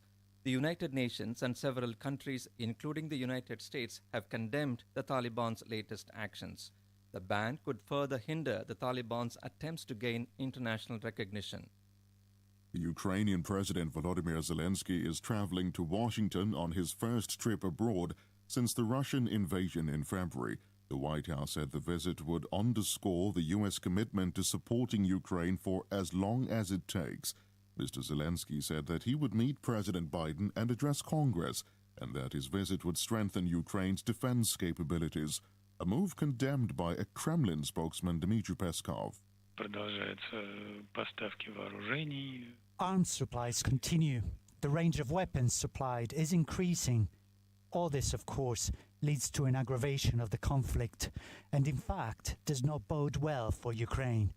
The White House earlier said the U.S. and Ukrainian leaders would announce a significant new package of security assistance. The UN Security Council has eased a weapons embargo on the Democratic Republic of Congo in a move which could help the army to fight rebel groups. Richard Kagoe has more. The lifting of the restrictions is a boost to DR Congo's efforts to restore order in the conflict-stricken east of the country. The resolution presented by France was voted for unanimously by council members. The decision means that member states can now sell arms and offer military support to the Congolese army without notifying the Security Council, although the purchase of weapons by individuals remains banned. This was a measure that was imposed at the end of the country's last civil war, which left millions dead. Its lifting comes at a time when the country is battling many insurgent groups. Government ministers in Britain have urged the public to take extra care and avoid unnecessary car journeys on a day when thousands of ambulance workers have gone on strike over pay. Unions representing ambulance and medical workers are demanding pay increases above the current high inflation rate. The government is resisting. This is the latest world news from the BBC. Israel's Prime Minister-designate Benjamin Netanyahu has only hours left to announce a new government, which could be the most far-right ever in Israel. He's been locked in talks with leaders of ultranationalist and religious parties. These parties advocate policies such as expanding Jewish settlements in the Israeli-occupied West Bank. China reported not a single death from COVID in the entire country on Wednesday, despite mounting evidence of a surge in infections. With more, here's our Asia-Pacific editor, Michael Bristow. Hospitals, pharmacies and crematoriums all say they're busier than usual, but the latest daily figures record not even one COVID death. In fact, the official total went down by one after the authorities decided a case already counted wasn't COVID after all. But China has changed the way it counts deaths from COVID. Only infected people who die from respiratory illnesses will be included, not those who have other underlying conditions. As the pandemic worsens in China, it means the official narrative and reality will increasingly diverge. The families of the young people killed in a Halloween crowd crush in South Korea have demanded that the government acknowledge responsibility for failing to protect their children. Bereaved family members told a news conference in Seoul they had suffered pain and anger because the authorities had not taken responsibility. They demanded an apology from the president. The singer Bob Dylan has been offered a part in Britain's longest-running television soap opera. Coronation Street focuses on the lives of ordinary people in the fictional northern English town of Weatherfield, and Bob Dylan recently revealed he's a dedicated viewer. The Coronation Street producer said they would love to have him appear in one of the episodes. BBC World News. Seniors, the Ministry of Labour and Social Security is advising that the November 2022 payment under the Social Pension Programme is now available for collection. Check your text messages to confirm your payment arrangements. For further information, call 876-922-8007. The Social Pension Programme, caring for our elderly. A message from the Ministry of Labour and Social Security, providing opportunity, stability and social protection. It's the season of giving, and the SOS Children's Village is proudly celebrating 50 years in Jamaica. Yes, that's 50 strong years of relentless support to our nation's children. Do you have a heart to care for the less fortunate? Help us to continue to provide a safe home for the children. Donate to a worthy cause. Donate through our website at www.sos-jamaica.org or call us at 979-5850. That's 979-5850.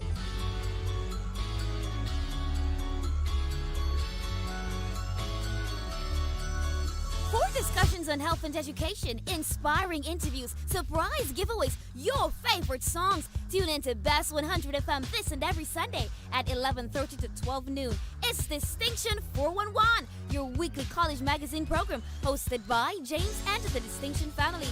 Catch you on Sunday.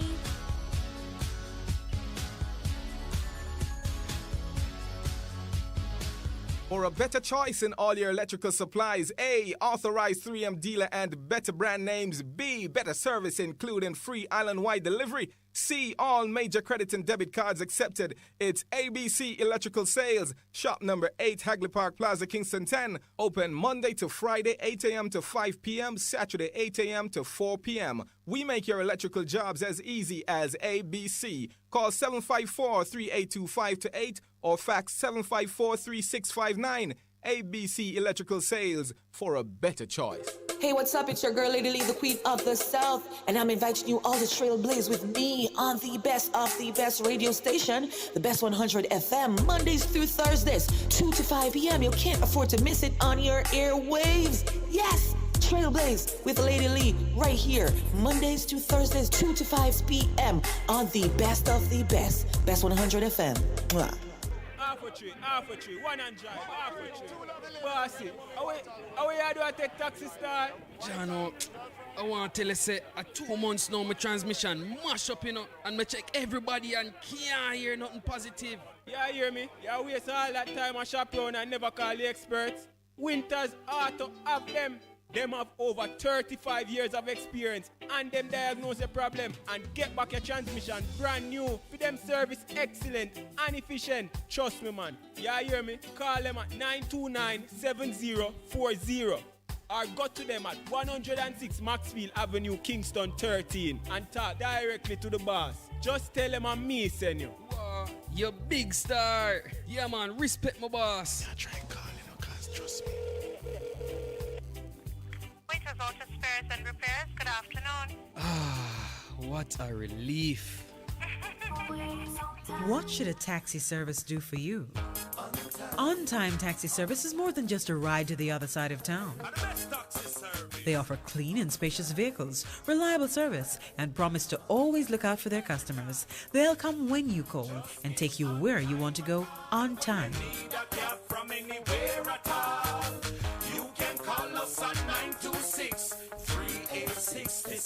We are something special on the road.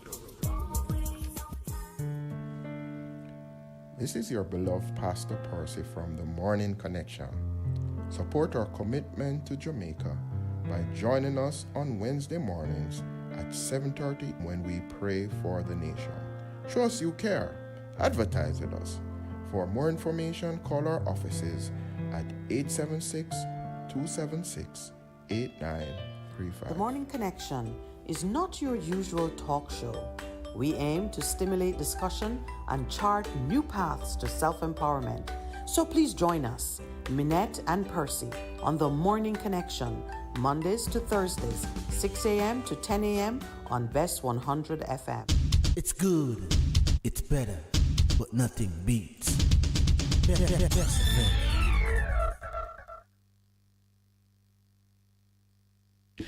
Welcome back.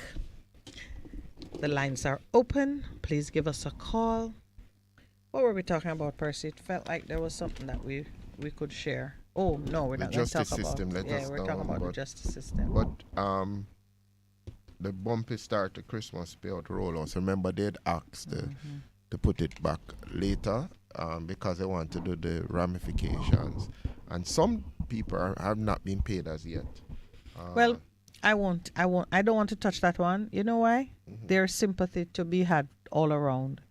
And I think when you are so reliant on technology to get your payroll done right and to get it done accurately, technology as one of the gods of the day is very unreliable.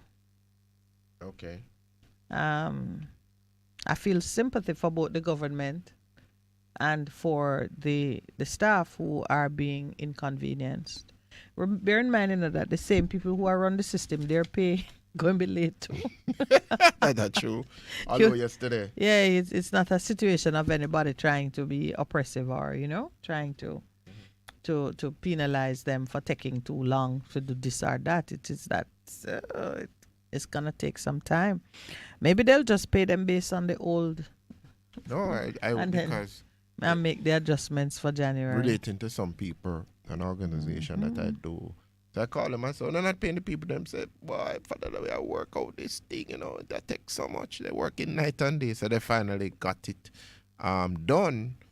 And I'm saying, wow, because I think there's a bit of disquiet in regards to within the ranks in terms of the level of movement that some people have had and the level of non-movement that some people have had. So the government has been trying to do what I call a good public relations. So we'll see how it settles itself out come January.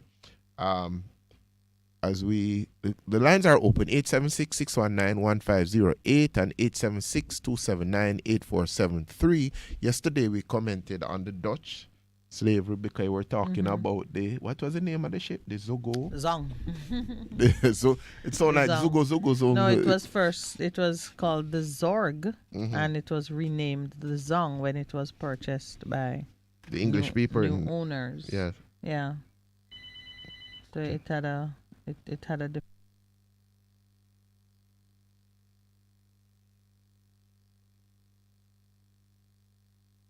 good connection. Good morning, Miss Lawrence. Good morning, Mr. Palmer. Good morning, my friend. 2 days in a row. That's good, man. How you doing? How is St. Bess in terms of the so you know the pagan holidays here, man. I can call 2 days in a row, man. Man. Yeah, man. For real, I heard your guest Monday. Was she serious with her story? Yes, that is her story. That is her story, my brother. Yeah, that's a very serious story. I wanna send her some love. Yeah, I understand because like in my area, you got two people right now that's gonna bury the eighth that killed themselves. One with a rope and one with something else. Oh. One. Yeah, and they wow. Yeah, so were those persons known to you, or you only heard about them after they died? I heard about them, you know. Okay. They around in the area though, but you know I stay to myself, so I don't really know nobody, and plus I'm a stranger, you know what I mean? Still, I don't really know them, but people know them, and you know. Yeah. But it's a sad story. But a person like me, you know, who's been through so much tragedy, I can't understand how people. But I can get it because more than several times I contemplated suicide, but never carried out the act. You know what I mean? Yeah.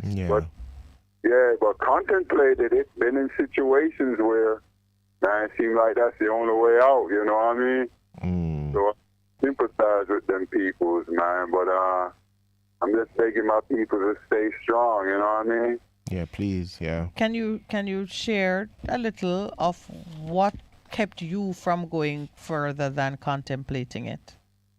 Well, I guess it's straight up, I can't really explain. It's just a higher power. I don't even know how I survive in life. It's just something just keeps pulling me. You know what I mean? I don't really know what it is. I've been in situations I don't know how the heck I get out, Miss Lawrence. Trust me. I don't know how I survived some of. Looking back over my life, wow. I wonder how I'm here talking to you guys on the phone. I appreciate it, though. I really, really do appreciate it. But been in situations, man, ask me how I got out of it. I really and truly don't know. Straight up. You know what I mean? But Love listening to you guys. I'm here listening. Bless up, respect, love, and manners. And what's his economics? What's his name? Mr. What's his name? Economics. Never Carter. Big up, Never Carter. And Yes. that Miss Love, Lady Love. Big up, Miss Love. All right. Well, I know they're listening. Well, I hope they're listening. And in any event, I appreciate the fact that you're thinking about others and sharing love. So Sure. that in itself is a blessing. I gotta think about my peoples, yo. Come on, yo. I'm not the only one going through struggles, yo. I've been through struggles, yo. Come on. And what I'm going through is nothing compared to what some of my mothers and brothers and fathers went through. I love y'all. Bless up, bless up. Bless up, Franco. Thank you so much for the call. You know, as the year comes to an end, this thing of mental health is a serious thing, you know.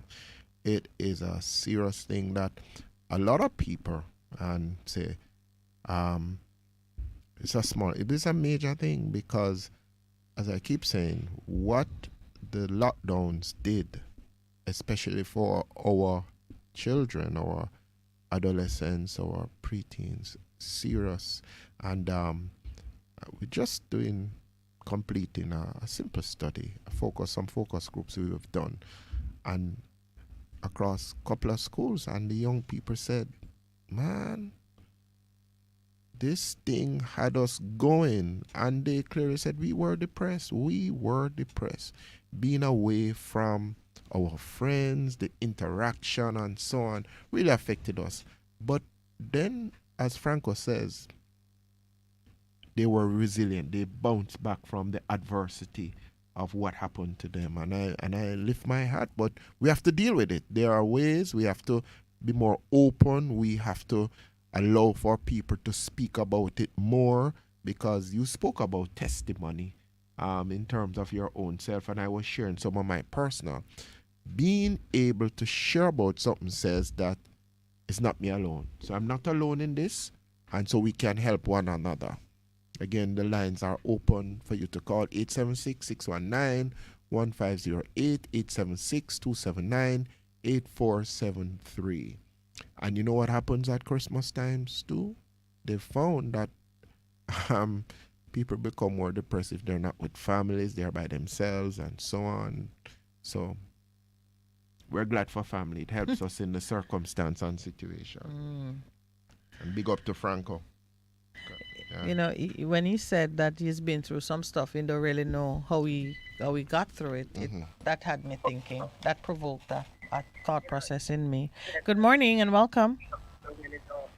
Yes, hello, good morning. Good morning. Christmas, how is it that Christmas, which is supposed to be one of the most beloved moments in the memory of mankind, how does it bring depression and suicide? How is that possible? The people said, that's something that I don't understand, but people... No, I understand it. Yeah. I understand it. Family time. Yeah, usually that when the evidence of other persons, either family, ability to buy goods because there's a certain amount of consumerism on display at Christmas time that is hard to miss. And if you are already vulnerable to thoughts of suicide, or if you are missing family, you're in a different country, you got divorced, somebody had died, and you're alone, and you are seeing all that others have that you don't, a person who is not well settled in their own, understanding of things, their minds will go there, and then it happens. Just the same way winter is also a time in countries that get extreme weather. Winter is a time for depression and suicide too, because you're locked in a lot. You're alone with your thoughts. Not all of us have thoughts that uplift us. Some people have thoughts that draw them into a dark place. And it really does happen, and it's been studied for a while, and it it's true. I have never experienced the emotion of suicide. Never experienced that emotion. But I know in myself that such an act is a final act, and it will lead me to hell. I don't want to go to hell. So because I know such an act is the end of any happiness. The possibility, forever. even the possibility of anything. Yeah. Yes. So that deters me. So now you are amongst those who have the firm foundation on which you can continue to live. But some don't. Some say, I'm worthless, nobody loves me, you're in the world, it's going to be suffering, there's pain, death is nothing, the end of all things. I'd rather... That's unfortunate. Yeah. Oh, that it is people very don't sad. understand that there is more after this. I tell you, it's scary. heartbreakingly sad. Heartbreaking. And sometimes when you hear it in a person's voice and their story, and you're trying to share with them that there is more and they can't see it, that is even very sad. Yeah. You see how important the foundation of one's understanding is? Yes, it's very important, Malvern. Very, very important. You have to get the understanding from as early as possible. Yes, and that is why early as possible. Early as possible. Especially for the children in the womb. Yeah, man. Yeah, because we will be bombarded with a lot of ideas. Every day. As time goes on in life. Every day. Everywhere you go.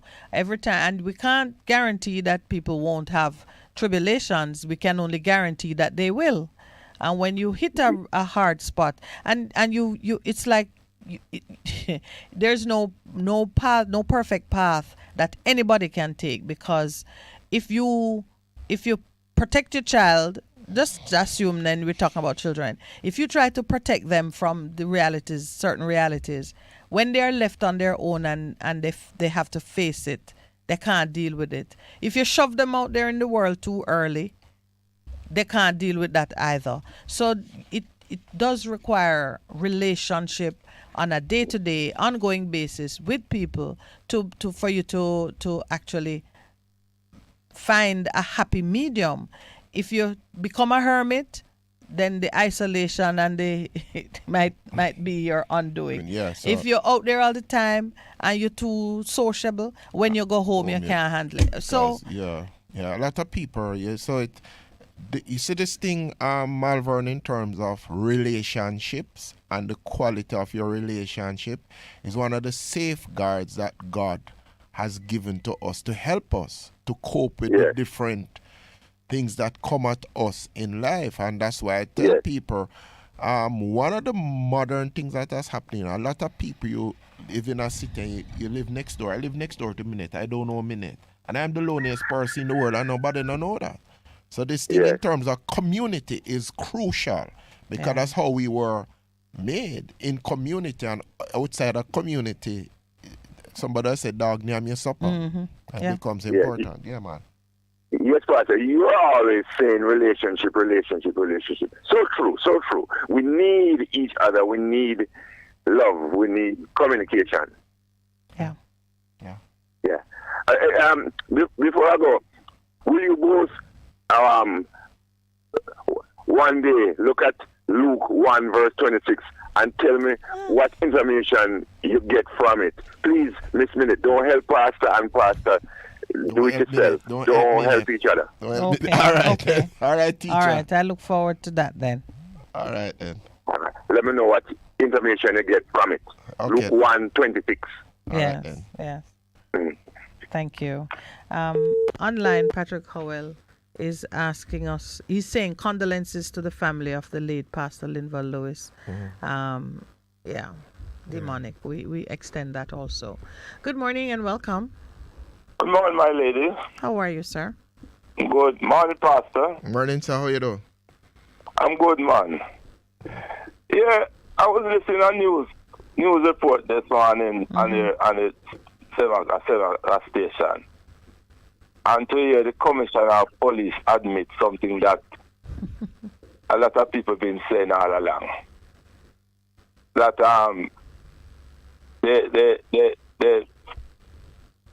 in Manchester, they carried out certain certain we call it, certain operations that they are able to carry out without the state of emergency, and it was a success. I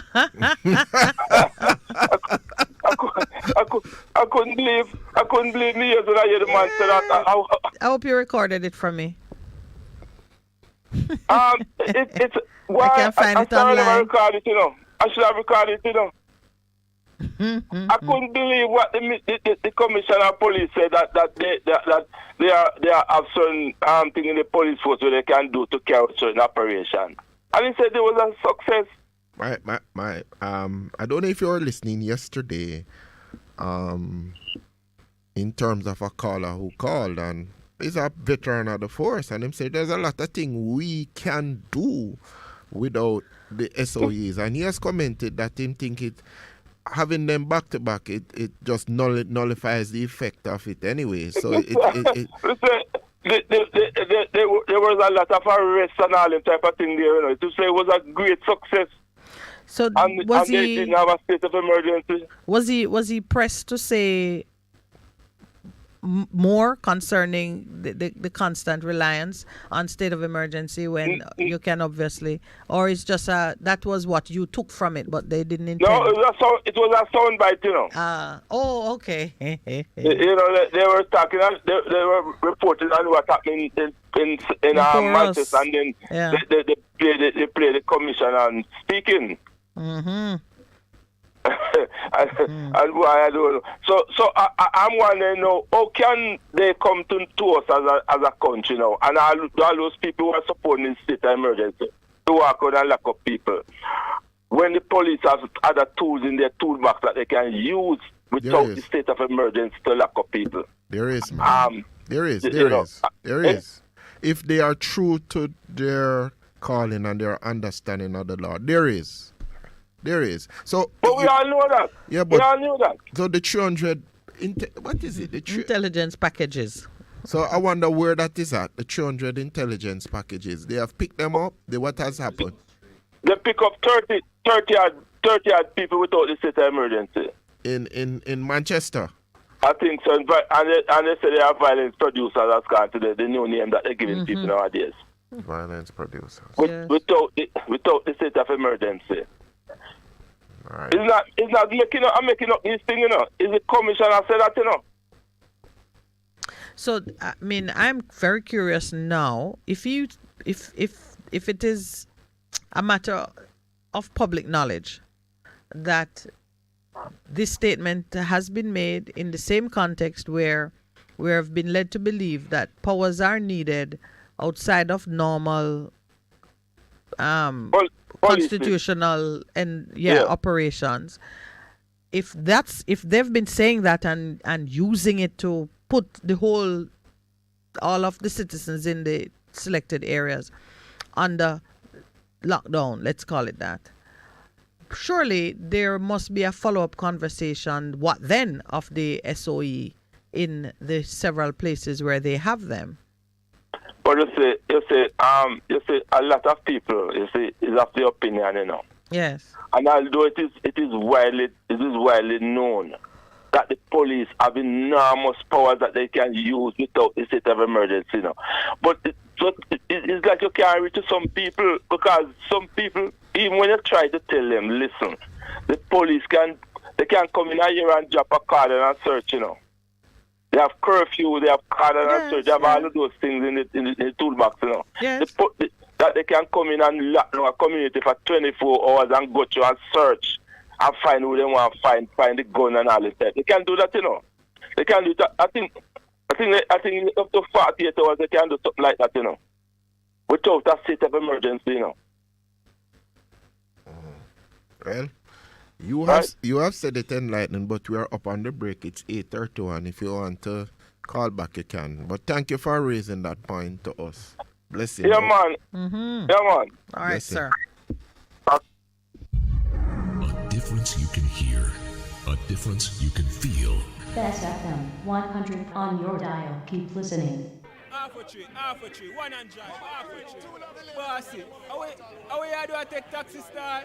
Jano, I want to tell you, say, 2 months now, my transmission mash up, and me check everybody and can't hear nothing positive. Yeah, hear me? You waste all that time I shop around and never call the experts. Winters Auto have them. Them have over 35 years of experience and them diagnose the problem and get back your transmission brand new. For them service excellent and efficient. Trust me, man. Yeah, hear me? Call them at 929-7040 or go to them at 106 Maxfield Avenue, Kingston 13 and talk directly to the boss. Just tell them I'm me, send you. Wow, you big star. Yeah, man, respect my boss. Yeah, try and call him, cause trust me. Winters Auto Spares and Repairs, good afternoon. What a relief. What should a taxi service do for you? On-time taxi service is more than just a ride to the other side of town. They offer clean and spacious vehicles, reliable service, and promise to always look out for their customers. They'll come when you call and take you where you want to go on time. At 926-3866. We are something special on the road. Vejan Printers for all your printing needs. We specialize in calendars, flyers, brochures, and more. Call us today at 968-7506. That's 968-7506. Or visit us at 4 East Bloomsbury Road, off Hagley Park Road. Vejan Printers, your best choice in printing.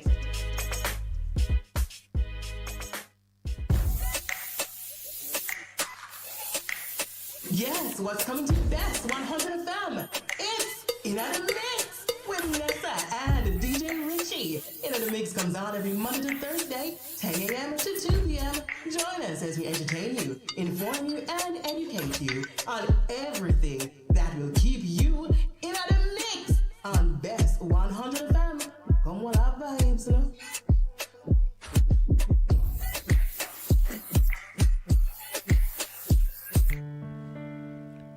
This is your beloved Pastor Percy from the Morning Connection. Support our commitment to Jamaica by joining us on Wednesday mornings at 7:30 when we pray for the nation. Show us you care. Advertise with us. For more information, call our offices at 876-276-8935. The Morning Connection is not your usual talk show. We aim to stimulate discussion and chart new paths to self-empowerment.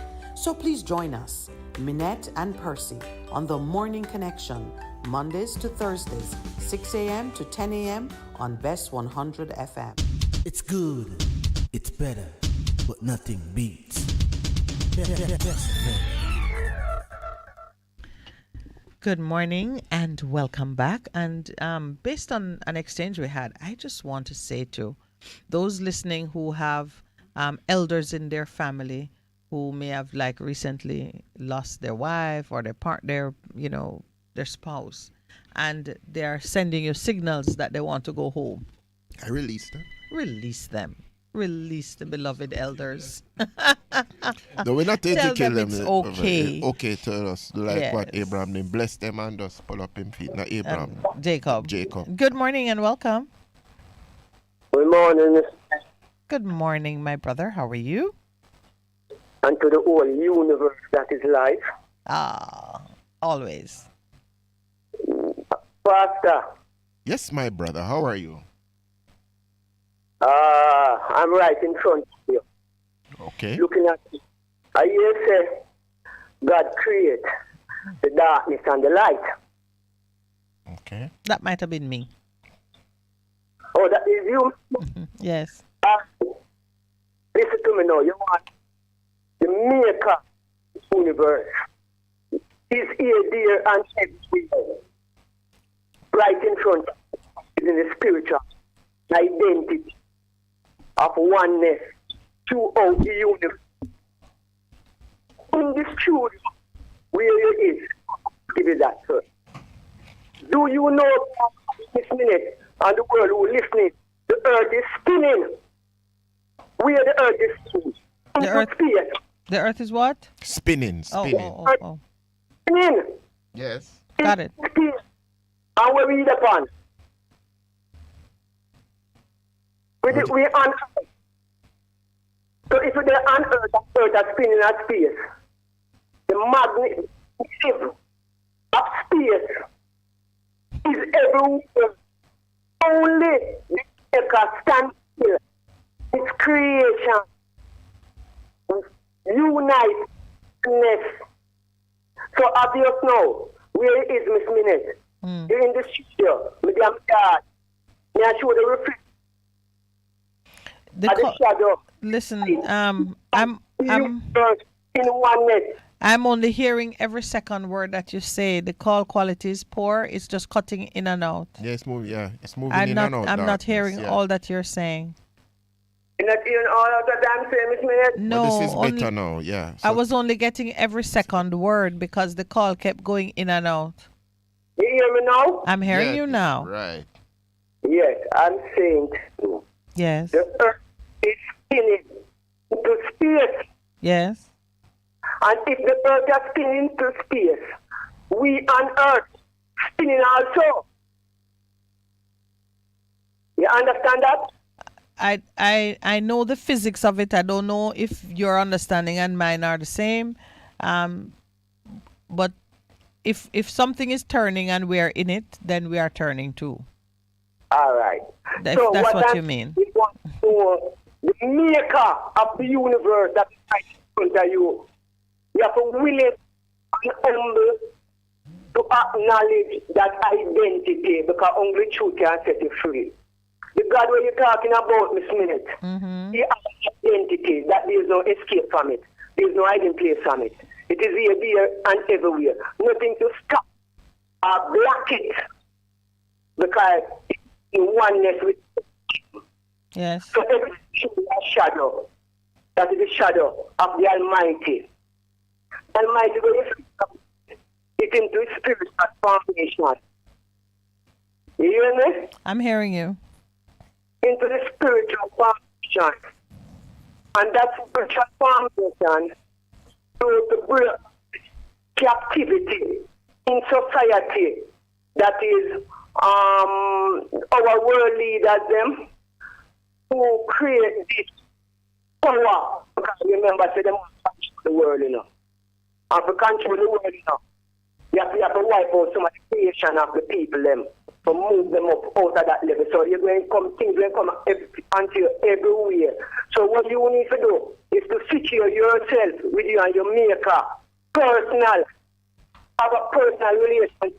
And tell you the God who you serve. That God is right in front. So no one else. That site. That site is a universal site. In oneness. So no create darkness. Darkness is the creator of all its creation.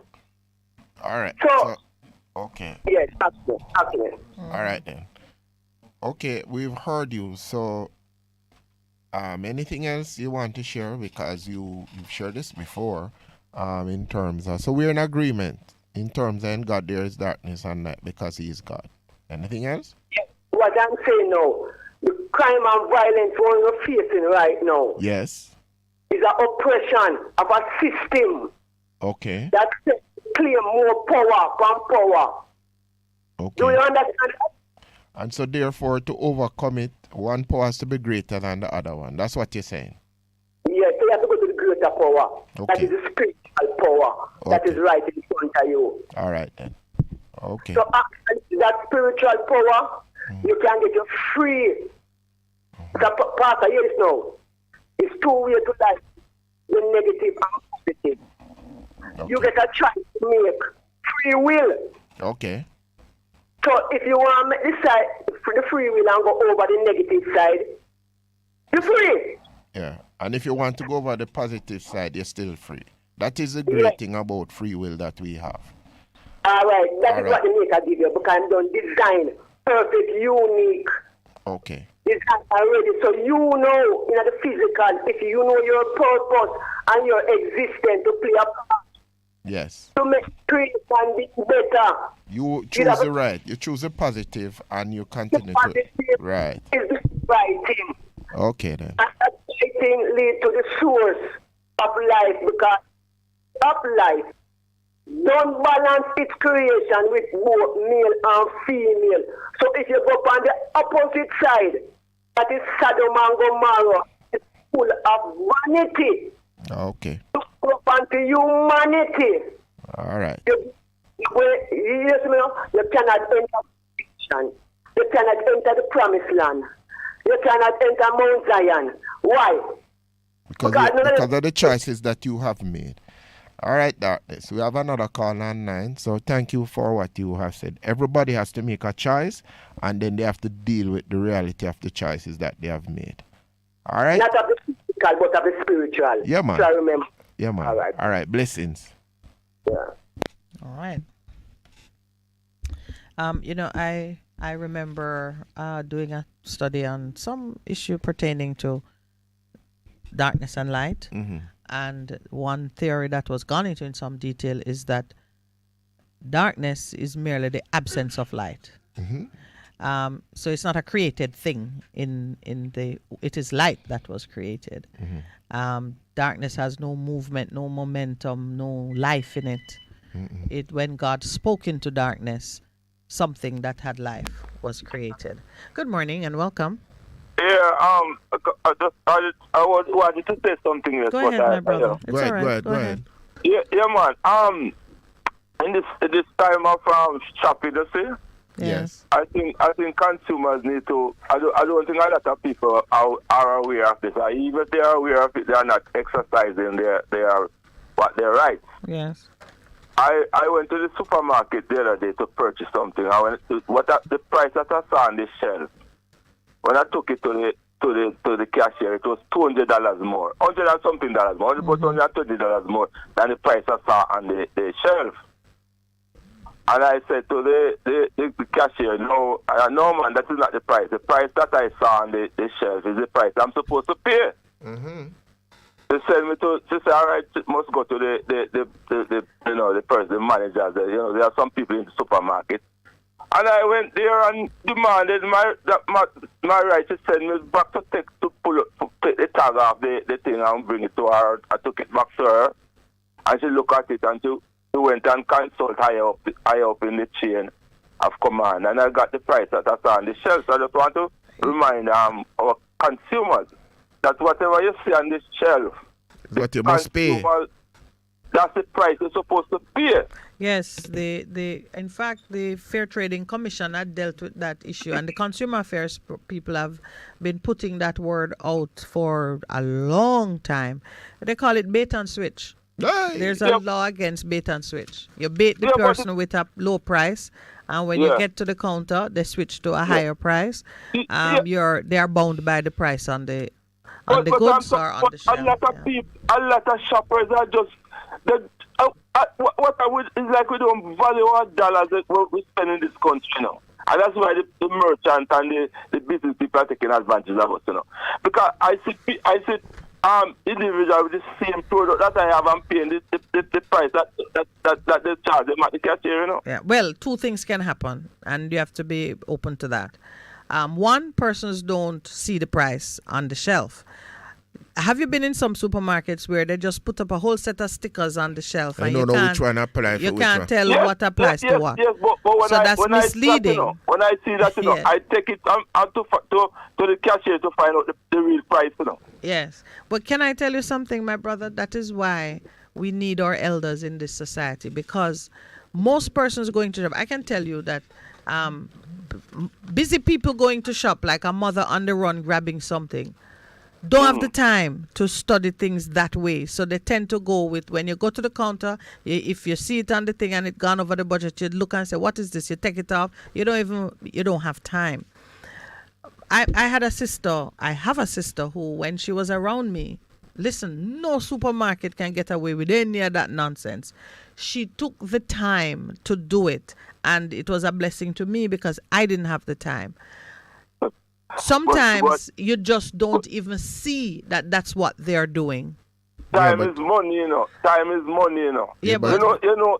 Sometimes if they decide to charge me even $1, I protest it. Is that the principle? Is the principle I'm talking about? You know? Yeah, but you see, you know? yeah, but when you say time is money, true.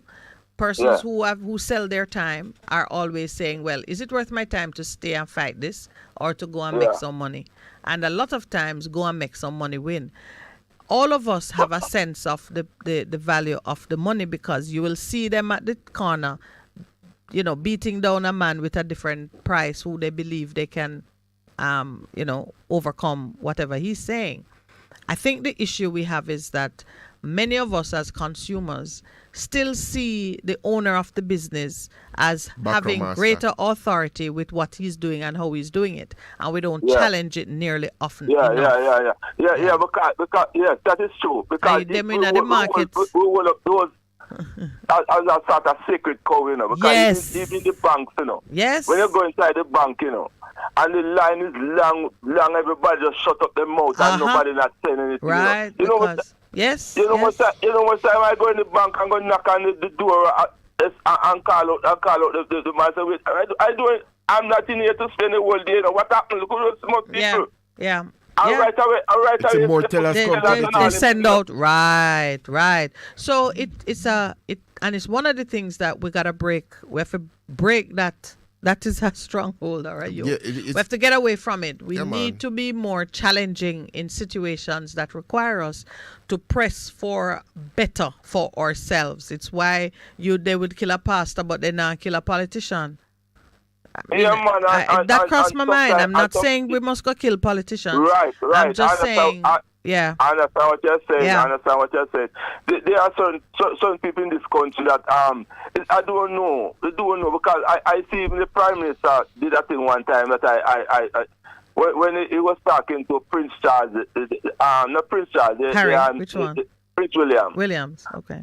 And I look at the man, and to me, the man was taking toe and digging through the ground, you know. Oh, Lord. It look servile. Why? Like, where get this? No, the minute him said, I know what you sometimes. I dig him too. It must felt very uncomfortable. It's like if a child. When he's talking to us as Jamaica, his voice loud and I'm strength for we. I'm strength for us.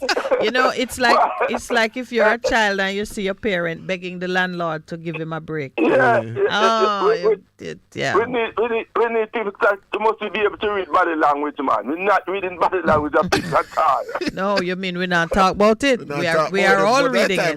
We're all reading it. We're all reading it. We might not talk about it. I tell you, I don't think a lot of people don't have that skill, you know. It's a skill, you know, to read body language, you know. That's true. That's true. But I tell you, more people have it than you think. Do you remember when the prime ministers of the CARICOM ministers were sitting in the hallway at the hotel waiting on Mr. Trump? Yes, I saw. Oh, that picture elicited a lot of analysis and commentary internationally. It's just that, boy, many of us are so trapped in the system that we haven't quite figured out how to escape it, but we know it's not good for us.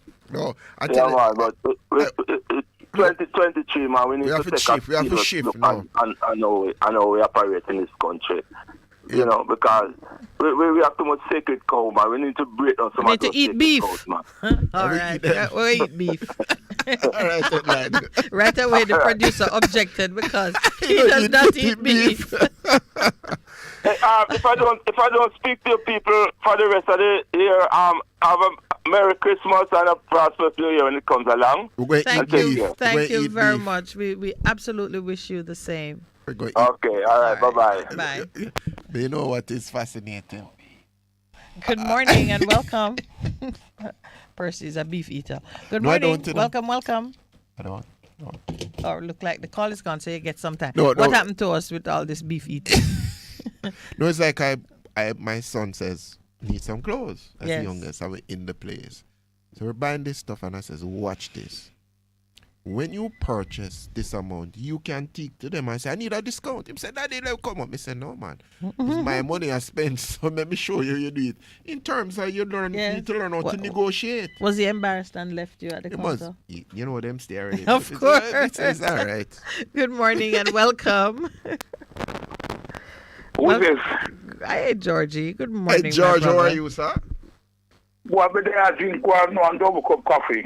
Oh, good. That's great. Well, I know if Earl Brown could talk to you, he would tell you to send some for Minett. No problem, man. It's here, man. One family, one link, this, you know. Blue Mountain? One circle, you know. Blue Mountain? Eh? Blue Mountain you drinking, boss? Or the low mountain or the high mountain? Which one? Whatever mountain is it? Jamaican coffee, Jamaican coffee. Jamaican coffee, right, exactly. So what I do? So when somebody asking when it's customer appreciation day for George. Yes. How much time you come here? How much time your sister come here for me go keep customer appreciation and how much time? Right down the logbook, you know. Well, listen, as far as I'm concerned, every time I visited you, it was Customer Appreciation Day. I felt appreciated. So I was rising to your defense. What you want me to say to the producer now? Eh? No, that's what I will pastor go on with. Oh, okay. But George, you know... But you know, every day that you come here, that Customer Appreciation Day. All right, George. But you know, interestingly... discount. Eh? I've passed by there on many occasions and I don't see you because probably it's the time that I come you would finish for the day, you know, and some other times I mostly come on weekends like Saturdays and Sunday when I pass through. So I don't see you, George. What time you pass here? What time? Late in the evening because that's the time I'm able to do it. So night you pass, man, night. Night, true. Night you pass. Shop close a certain time. All right. I'll try to pass through another day. George, I don't want to distract you from why you called us. You hear? All right, yeah, man, no problem. All right, listen up now. With the pastor, brethren, them face no look that it look familiar, you know, but there was an item in the news that he's a pastor and a politician. Not him. And a some there. Yes. It says his but wife. You don't see it on the paper. It says his wife. His wife. His wife. Are you going with the 2R1? So if his wife is a politician, so is he? Well, that's what they say. That's what I was reading. So no, man, it says that it says his wife is a Jamaica Labour Party councillor caretaker.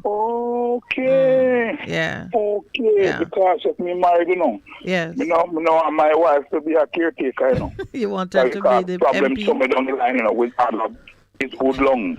Yeah, and I can see, I think they made it clear that by including that in the report, they're signaling to us that other things could easily be at play in the situation. Simple as that. Yeah. Look past my pastor, you know. Him now want one person as a pastor when does go counseling, go look for people. Don't get yourself involved and then look at the man thing there.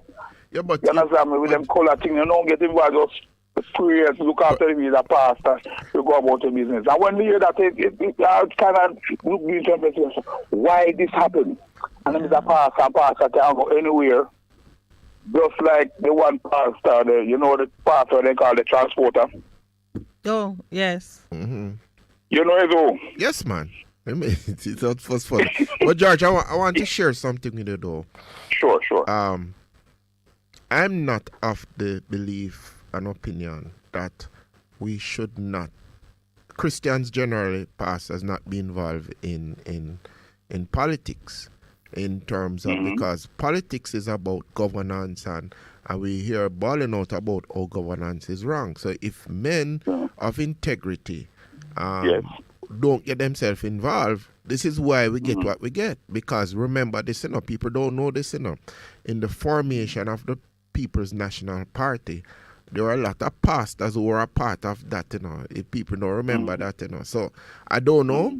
I don't subscribe to the viewpoint that says Christian must not be involved in politics and things. Because you live in Jamaica, and I believe in being involved in marketplace ministry. So if we're not there we can't really say anything. If you're not there, you must not say anything. But if you are there and you bring your principles of integrity and love and honor and those things, that's how you change a situation.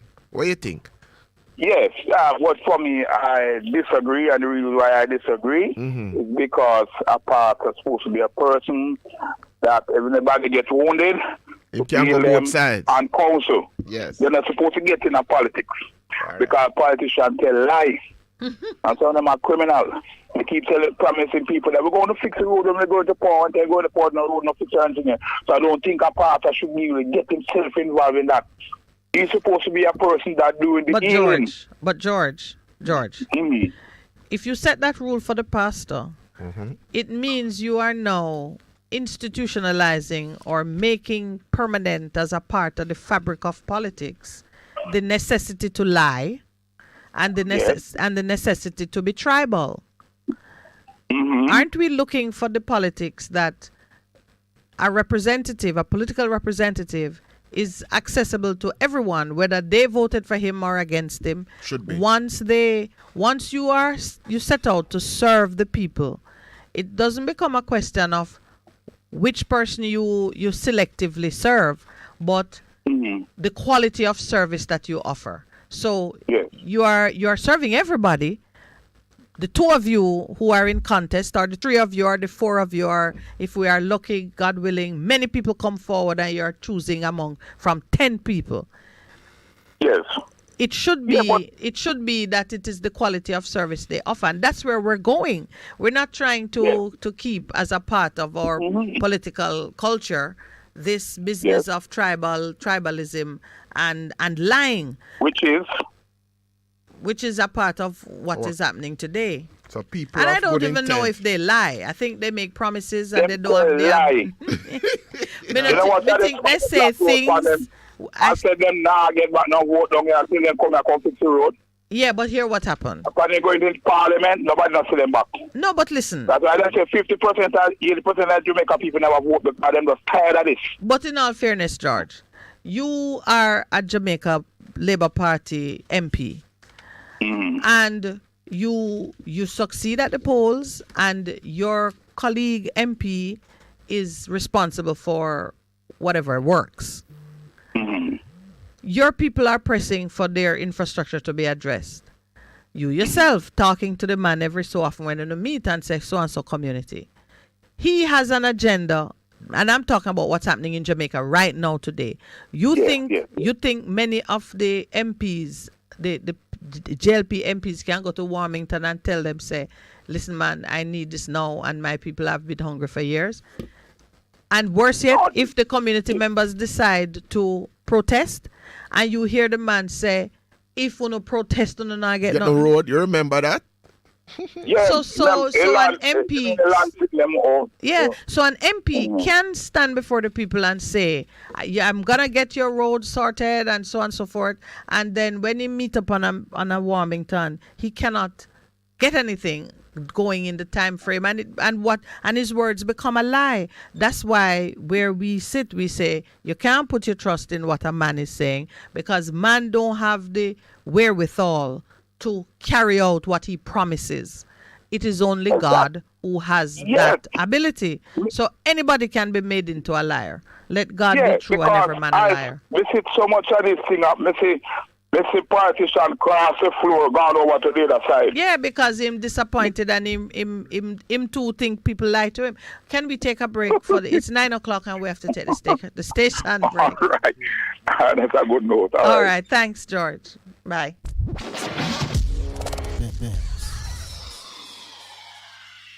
Seniors, the Ministry of Labour and Social Security is advising that the November 2022 payment under the Social Pension Program is now available for collection. Check your text messages to confirm your payment arrangements. For further information, call 876-922-8007. The Social Pension Program, caring for our elderly. A message from the Ministry of Labour and Social Security, providing opportunity, stability, and social protection.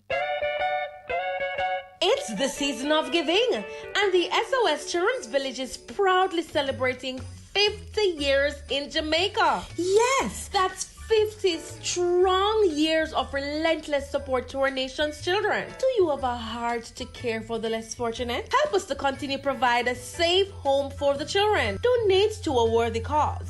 Donate through our website at www.sos-jamaica.org or call us at 979-5850. That's 979-5850.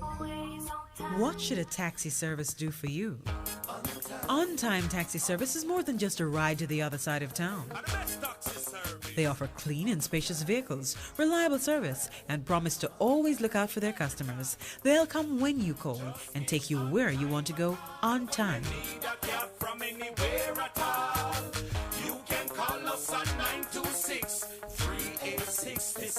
We are something special on the road.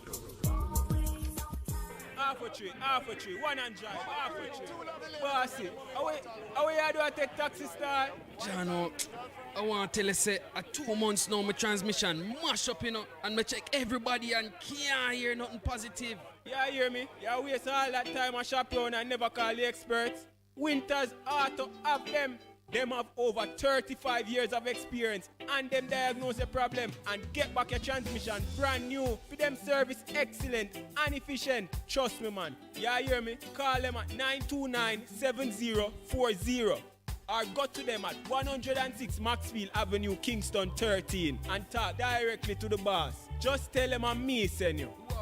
You big star. Yeah, man. Respect my boss. I try and call you, cause trust me. Waiters Auto Spares and Repairs, good afternoon. What a relief. Yes, what's coming to Bess100 FM? It's In the Mix with Nessa and DJ Richie. In the Mix comes on every Monday to Thursday, 10 a.m. to 2 p.m. Join us as we entertain you, inform you, and educate you on everything that will keep you in the mix on Bess100 FM. Come on, have vibes, you know?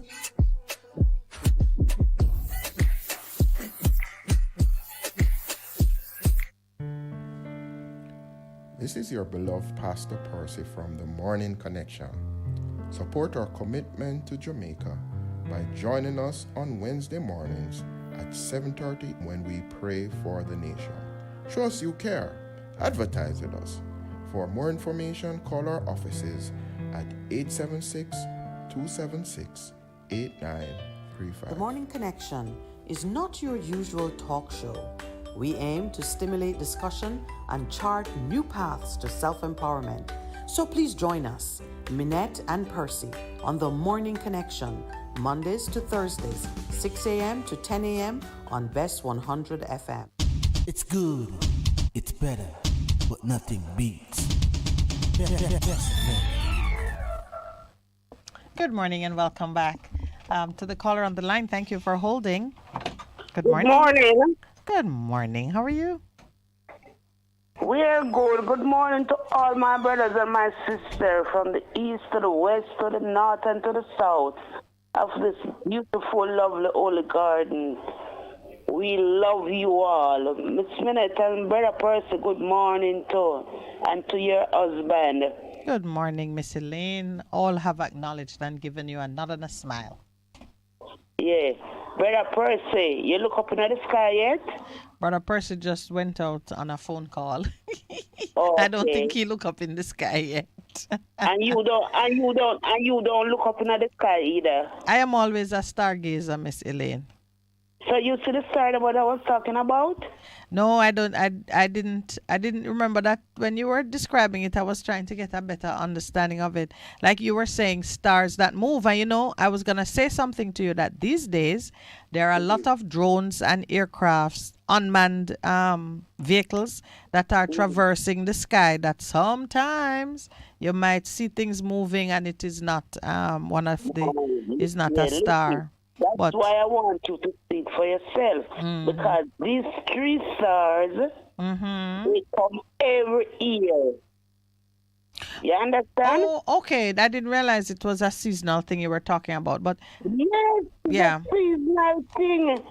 Anybody, when the night come, go outside and look up into the sky. The sky, me see the sky, me from me there. Yes. Me start them like from around July. But it is well known in astrology that there are stars that become visible at certain time because of the movement in the galaxy. So yeah, if you research it, you can even find out which ones you would see based on where you are. Yes, but me I tell you, say them because me don't know nothing about them. From me I look up them outside the tree, them star there, the tree. The three wise. Yeah. You know. Yeah. But I wasn't me know that. You know, you look up you know really. But since me big and me out as me live now. For a couple of years now, me I tell you about say, me I notice them three stars there, them come from the west and go right over like Port Royal where they saw, them reach over there by the December and them stay right here until after them start move and come back this way. You understand what I say?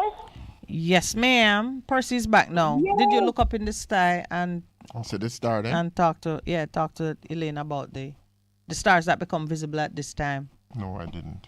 Oh, that's the truth. I didn't. He didn't. I didn't miss Elaine. Brother Percy, yes, you need to prove them for yourself. Okay, my dear.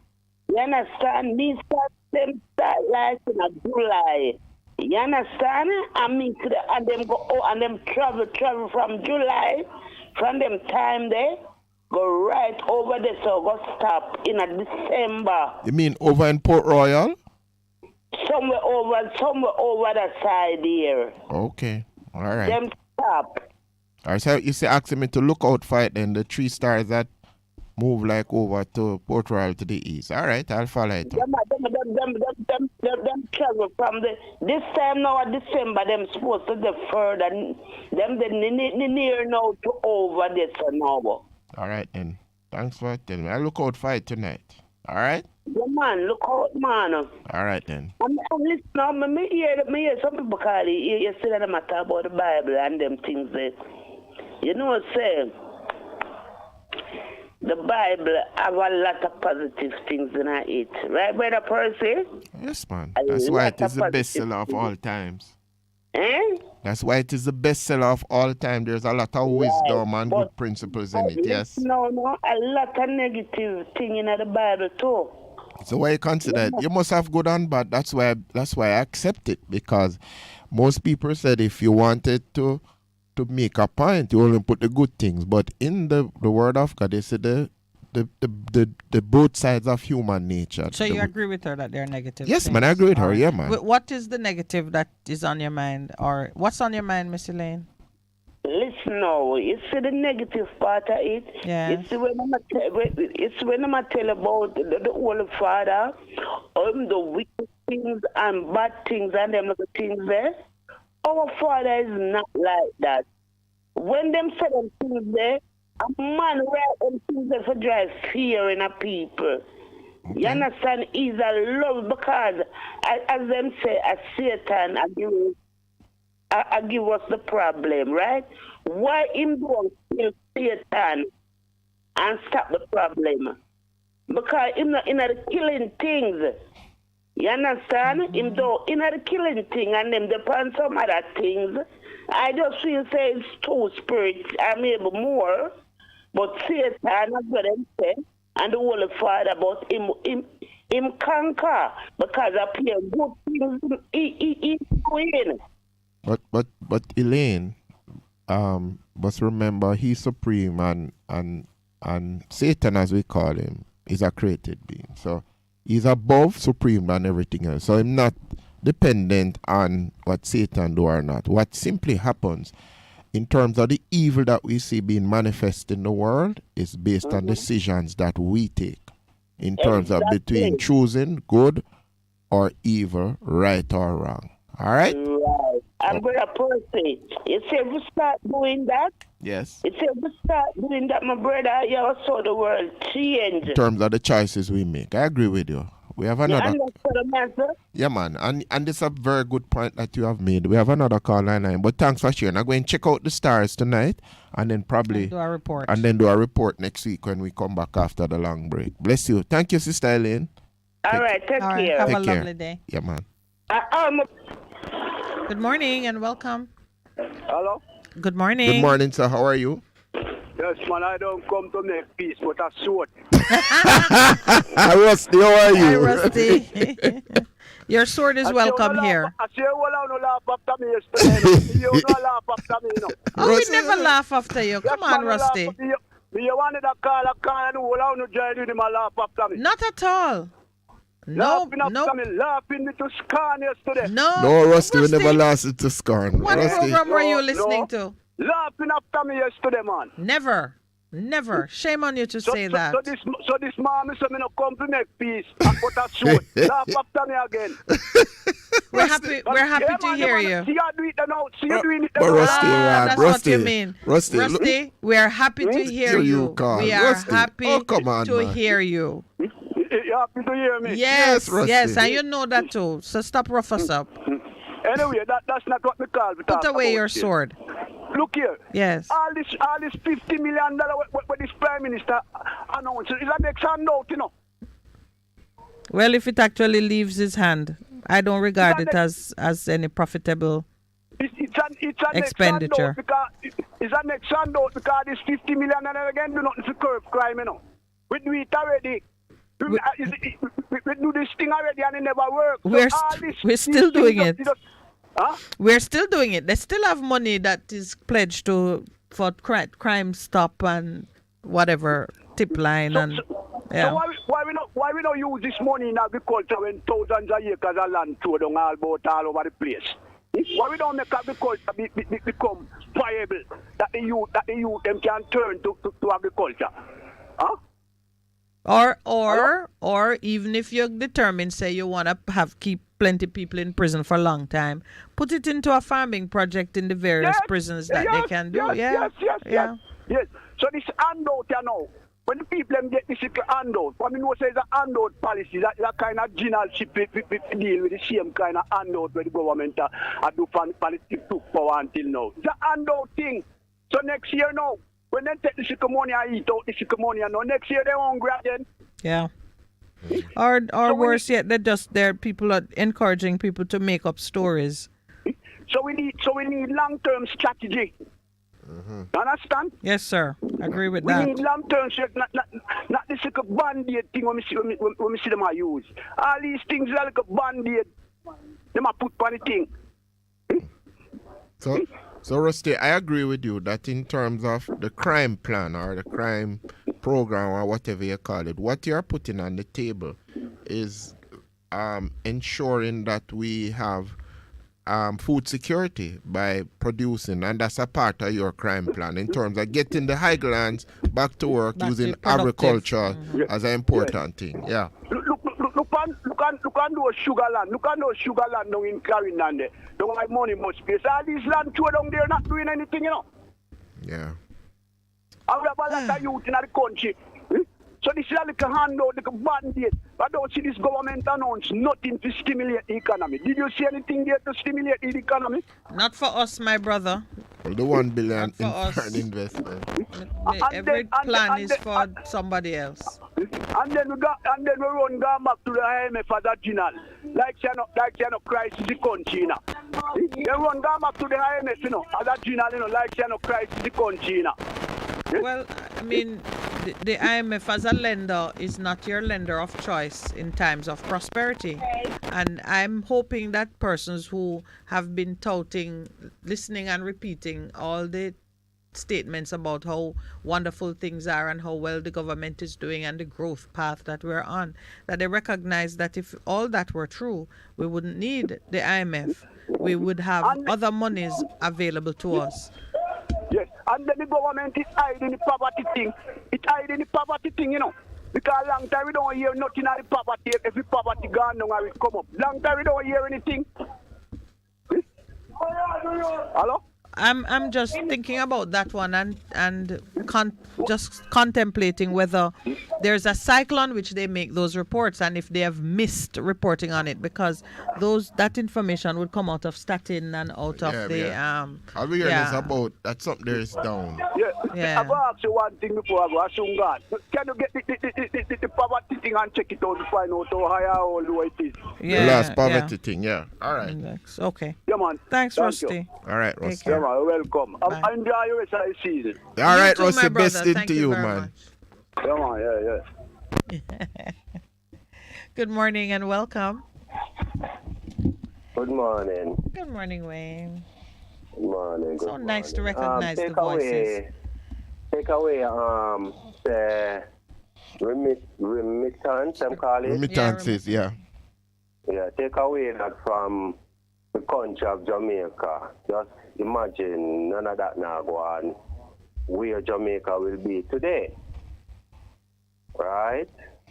So there's no real success. When you're successful and when you can stand up on your own 2 feet and play your part and do your thing, and you have to depend on other people from other countries and give your hands out. But differently from that, we also what these people have been doing over the years. And we don't know if we are sitting waiting for a miracle for these people's mind to change and the Lord give them a new heart.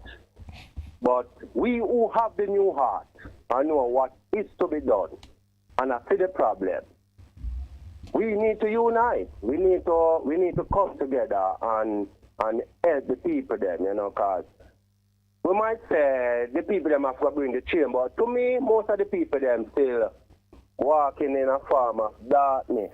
Them not really a keep check on what go on. Enough of the people them done not the ghetto. As a ghetto youth, I say I don't think they are keeping proper check on what is really happening in their country, how their leaders are leading really, what they're really doing.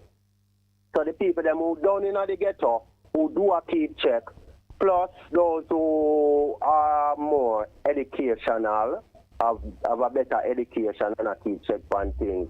We have to come together to make the change, Because if we keep talking to them and them not doing nothing to really make that change, then if we just keep talking, them are going to look at me as like an idiot, so them can continue to do what they need to, what them are do.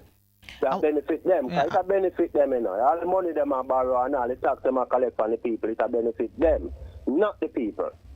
I want to remind you of something though, Wayne, as you are, thinking on it and speaking on it. I want you to remember that what we do here in this little slice of time that we have on the radio is only one element of what is happening. I know frequently we are here. This is a talk show, so talk is what goes on. But outside of this room, men and women all across Jamaica, at high level and low levels, are doing things. They're taking decisions. They're moving through their program day to day. Like it or not, things are changing even as we speak. When we talk like this on air, we are seeking to shape opinions and maybe even influence a direction that the movement that is always taking place can shift into a track that is prosperous and acceptable for most of us. I know that there is some frustration in not seeing the movement emerge as quickly as we would like. But I got to remind you of this too. You who are in the stream, flowing with the life that's taking place, will not necessarily see the movement. You have to be above it, outside of it. And if you have a certain level of spirituality, you can feel it and you'll feel the shifts. Like we feel the shift. I feel the shift. Every morning, every Wednesday morning, when I repeat these declarations, as I am speaking them, I can feel the areas where a shift has taken place. And then if you are really actively engaged in thought leadership, I borrowed that from Miss Kamina's Commonwealth caper. If you're really engaged in thought leadership, you then know I gotta push more to the left, more to the right, keep to the center. I in a way, I'm encouraging you and reassuring you that the very things we are talking about here, even as we speak, they're gathering momentum, they're moving. What we want to do is keep the pressure on so we influence the direction that it takes. And everything that happens in the stream of life has an impact. This pastor who has been killed, depending on what people do in the next 48 hours, you will see the impact of one type or another. You hear somebody mention that the man's wife is a politician. It's been they took time to put it in the report. So now political angles are going to come into play and you're going to see different things. My brother, one thing we know about matter, it is always changing. And life is energy. It is always changing, always moving, always doing something. No matter how small the shift might be, it gathers momentum, it has mass, it has impact. All right. I'm hearing you. By when election supposed to do again? February.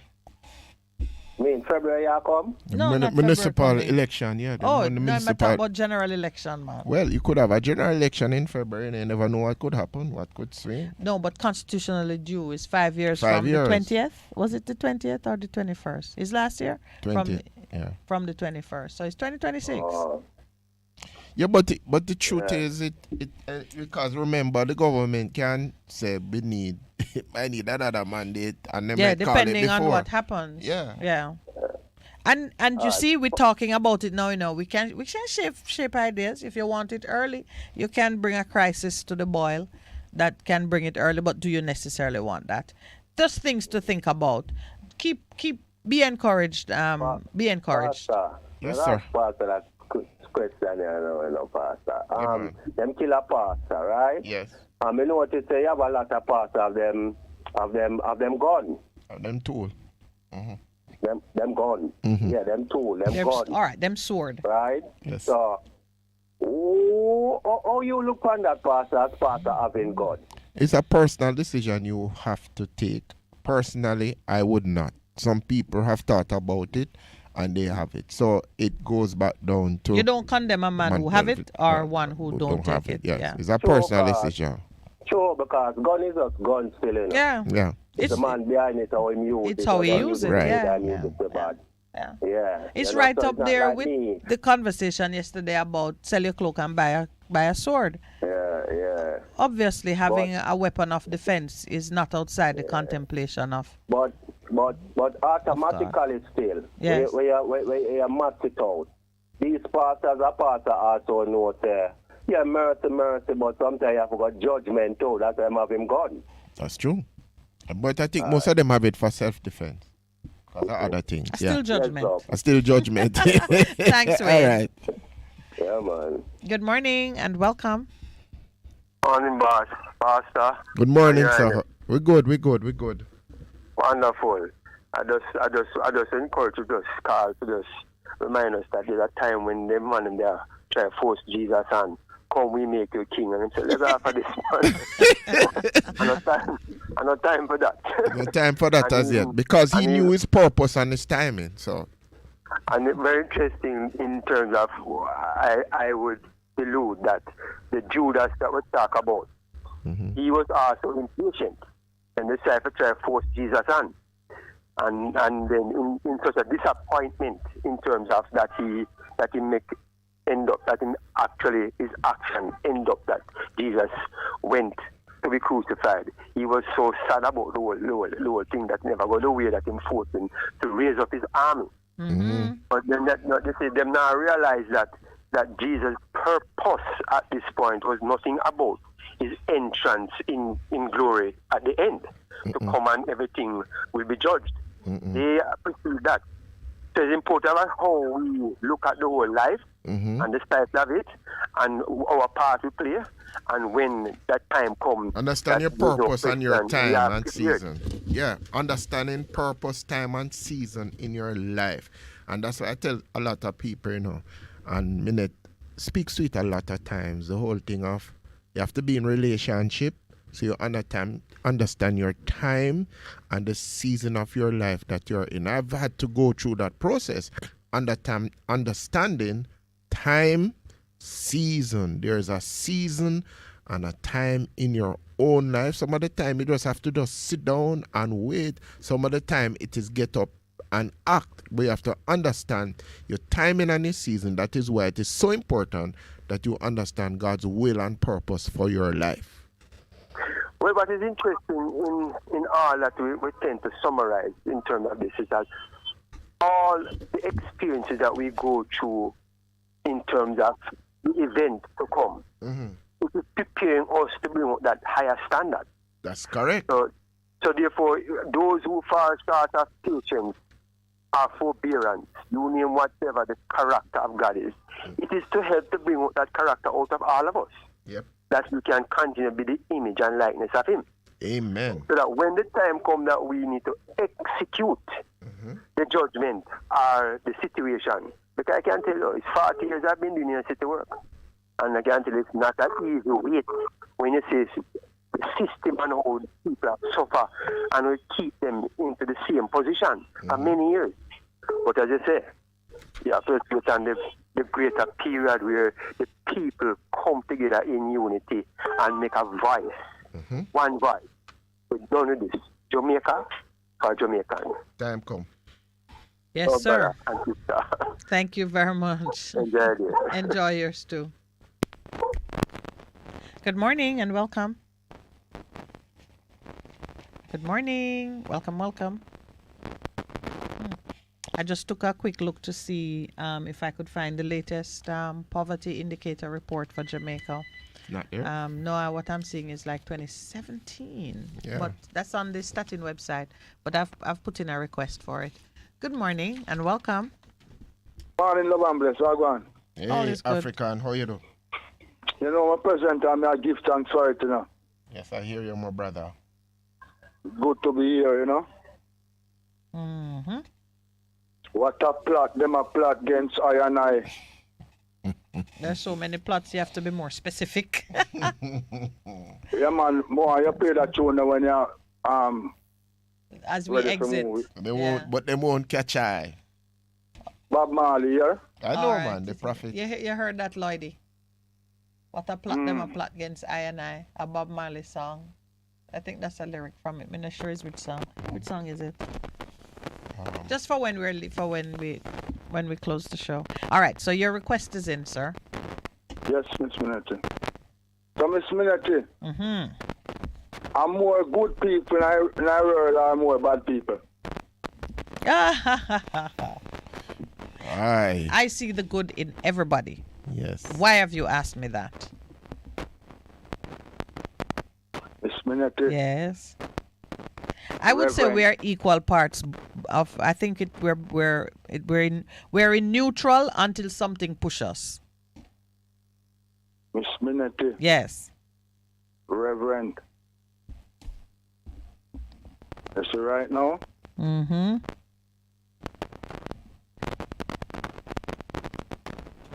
good people, them are go sit down.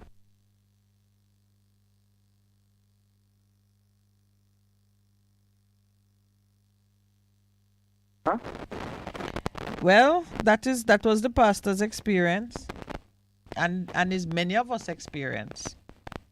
So, Miss Minett, we not gonna fight back. Of course, you have to fight back. The how you fight back is always the question. Can you stay with me? I just got the signal to take a station break. It's 9:30. All right, love and bless. Thank you. Bess. Seniors, the Ministry of Labor and Social Security is advising that the November 2022 payment under the Social Pension Program is now available for collection. Check your text messages to confirm your payment arrangements. For further information, call 876-922-8007. The Social Pension Program, caring for our elderly. A message from the Ministry of Labor and Social Security, providing opportunity, stability, and social protection. Rush to PJ Santa Cruz and freshen up your home for Christmas. Choose from a wide range of drapes, bedding, kitchen and bathroom curtains, mats and other accessories, decorations, lights, household paints, paintbrushes, and much more. Lots of toys for the children. God's richest blessing on your livestock and ground produce. As you purchase feeds, medication, vitamin, fertilizers, seeds, and other items. Yes, farmers, good sales for all the things you bought at PJ's, of course. So this Christmas, spend some of the money at PJ Santa Cruz. You will have no regrets. Half a tree, one and drive, half a tree. Bossy, how you do I take taxi style? Jano, I want to tell you, say, 2 months now, my transmission mash up, and I check everybody and can't hear nothing positive. Yeah, hear me? You waste all that time I shop around and never call the experts. Winters Auto have them. Them have over 35 years of experience and them diagnose the problem and get back your transmission brand new. For them service excellent and efficient. Trust me, man. You hear me? Call them at 929-7040 or go to them at 106 Maxfield Avenue, Kingston 13 and talk directly to the boss. Just tell them I'm me, send you. Wow, you big star. Yeah, man, respect my boss. Yeah, try and call him, cause trust me. Winter Auto Spares and Repairs, good afternoon. What a relief. It's the season of giving, and the SOS Children's Village is proudly celebrating 50 years in Jamaica. Yes, that's 50 strong years of relentless support to our nation's children. Do you have a heart to care for the less fortunate? Help us to continue provide a safe home for the children. Donate to a worthy cause. Donate through our website at www.sos-jamaica.org or call us at 979-5850. That's 979-5850. What should a taxi service do for you? On-time taxi service is more than just a ride to the other side of town. They offer clean and spacious vehicles, reliable service, and promise to always look out for their customers. They'll come when you call and take you where you want to go on time.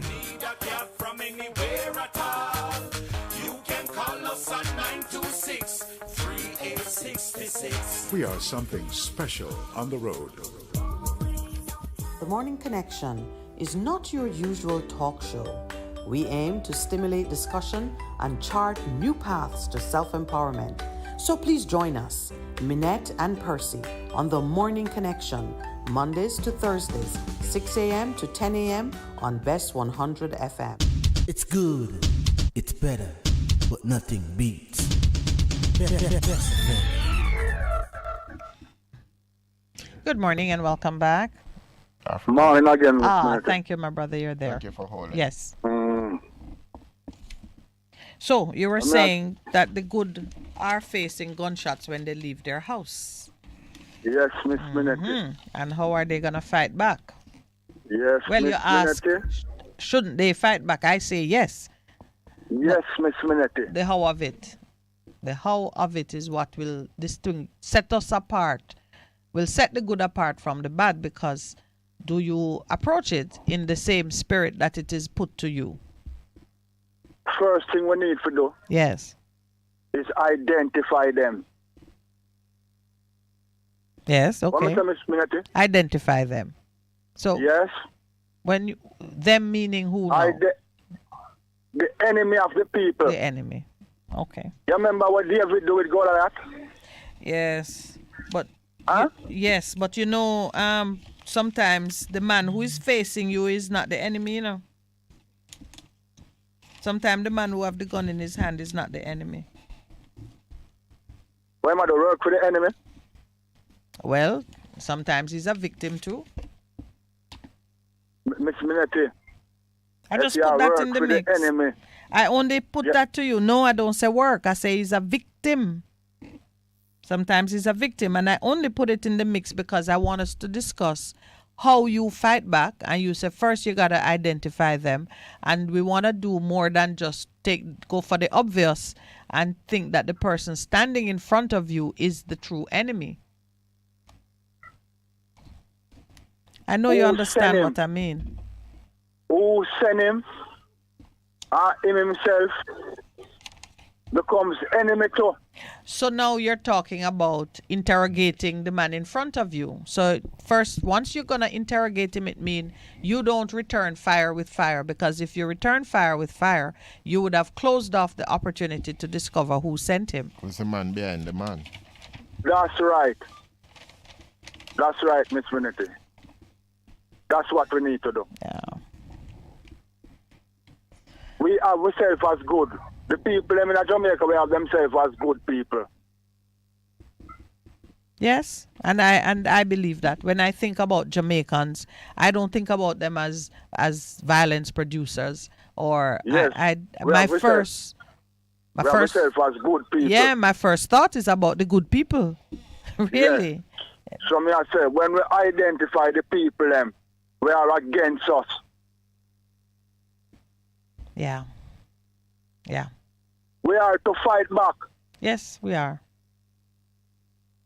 If we identify that the PNP and the GLP is against us,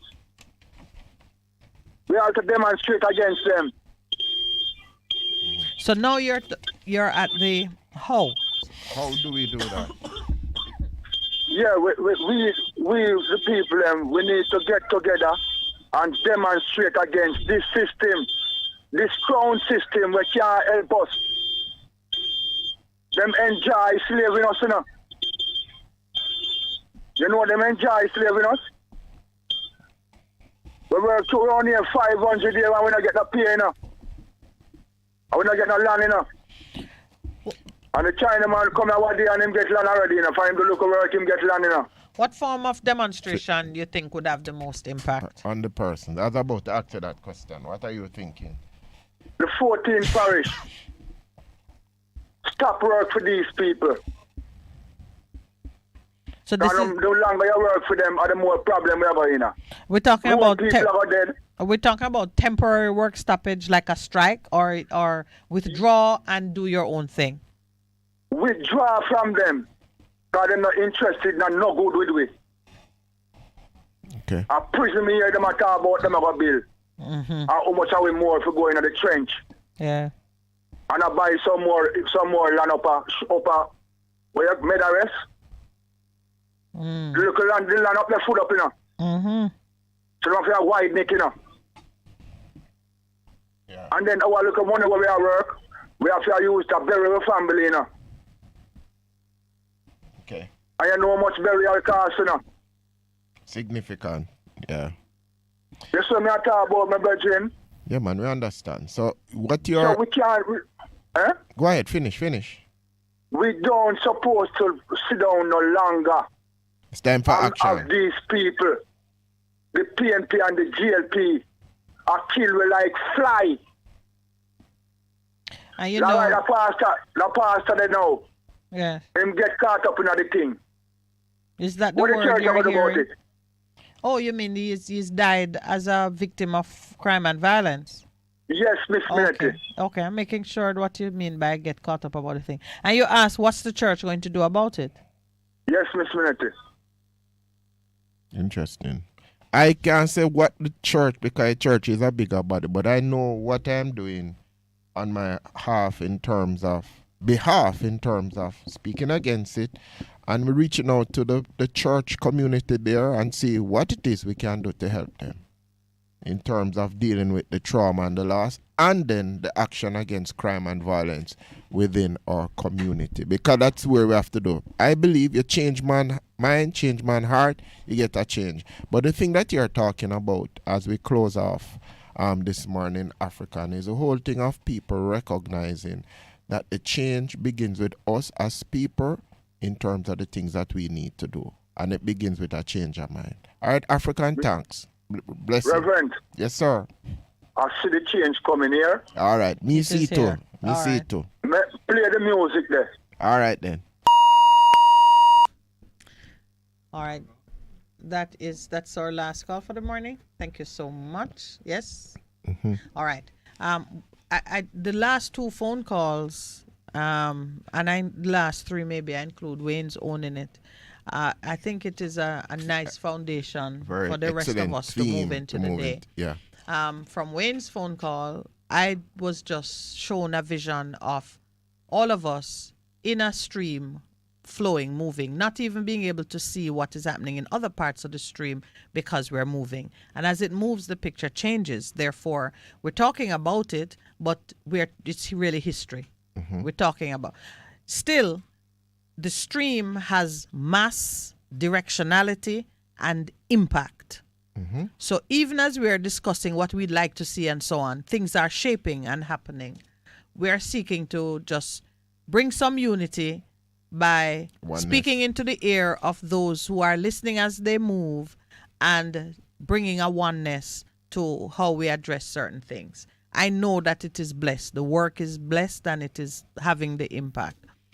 This is coming out of the conversation with Wayne. And then the other caller spoke about time and season and purpose and time come. And the unity that is necessary so that the stream can move in a or rather so that we can be in alignment with where the stream is going because the stream are moving. Is doing something.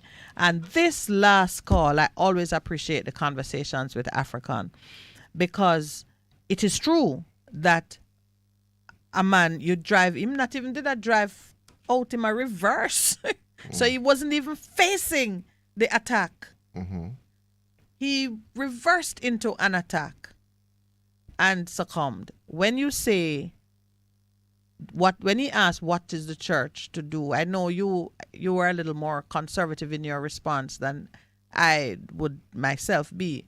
When you're under attack, there is one response: you fight. You mean offense? When you're under attack, you go on the offensive. You fight. And we know what the weapons of the church are.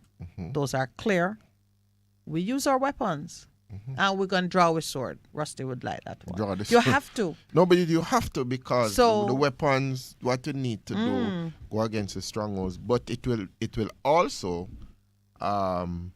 result in some things that you do physical manifestations. Yes. So it's both things. Let me tell you, when I hear, I don't want to hear, we're going to pray and we're going to, the acts that you need to pursue in the natural, in alignment with your prayer and your intercessory work, critical for the thing to happen because we're always praying.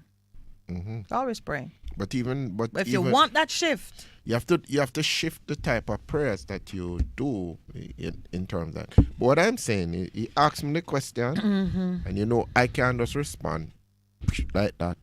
We know things that we are doing. Some of the times you can't speak the things yet because you're planning. You could say that war has been declared. We're in war mode. Have to be. And you know what? When a policeman is killed, the police get in their war mode. If you know what I'm saying? Yeah, man. When your family is under attack, you know what you do to protect and to clear, hold and build. That's what African asks us at a clear hold. Aye. It's how you deal with insurgents. Yeah. You know what you gotta do to clear the field of what's unacceptable. And in some, as you know, we worship and serve a God who takes the sow's ear to make the silk purse. Who take lemons and give you lemonade. Who take the bad things that happen and out of it produce a miracle. Turn it around. Yes, and I don't believe that man has died in vain, and we should not let it be that he died in vain. Whatever must come out should come out. I said those in Revelation, those who are going to die by the sword will die by the sword. Famine and plague, so it shall be. In other words, destiny will be fulfilled in these moments. Jamaica is calling out for the fulfillment of the innocent destiny. blood is Too crying much. out. Yeah, it's too much. And then, so now, what has happened, remember it happened in Trelawney with that pastor, the lady, with Pastor Rotty, and they go in the church and do that. They don't touch us. But now, it's against us. And now, as you have said, it's time to fight. And we're not running away from the fight. And we're going to have to be fighting on different fronts in terms of overcoming the evil that is in the land. Well, thank you all online, on air, and in studio. Thank you very much. Tomorrow is our last show before the holidays.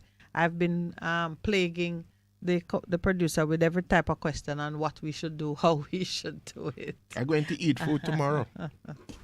Yes, excellent. That's a good start. But we'll see you tomorrow, Ligani Club, God willing. Please have a good day.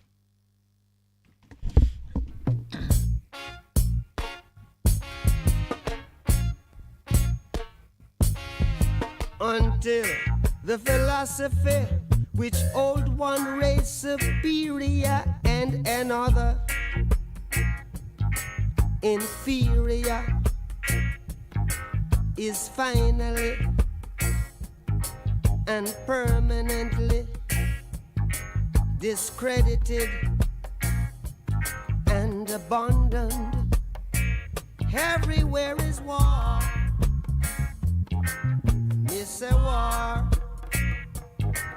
that until they're no longer first class and second class citizens of any nation, until the color of a man's skin is of no more significance than the color of his eyes. Miss a war that until the basic human rights are equally guaranteed to all without regard to race. This a war that until that day, the dream of lasting peace, world citizenship, rule of international morality will remaining but a fleeting illusion to be pursued but never attained. Now everywhere is war, war, and until the ignoble and unhappy regime that hold our brothers in Angola, in Mozambique, South Africa, subhuman bondage have been toppled, totally destroyed. Well, everywhere is war. Miss a war. War in the east, war in the west, war up north, war down south, war, war, rumors of a war. And until that day, the African continent will not know peace.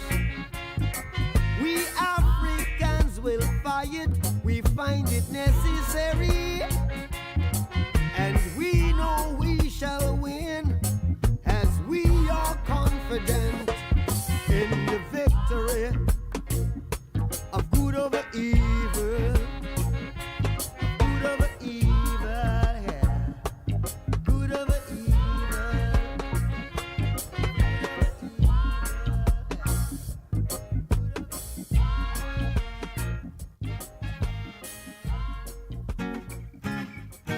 Oh, what a day, oh. Ooh, what a day, oh. Say what a day, what a day, oh. Yeah.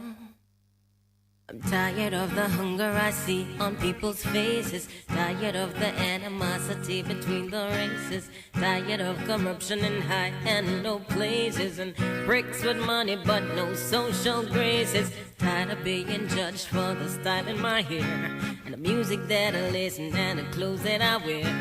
I'm tired of life and death being sold as a pair, and politicians who keep saying they care, but maybe hoping for a change is a dream. And maybe life ain't as bad as it seems. But if dreaming is the best I can do, then I'll be dreaming my whole life through.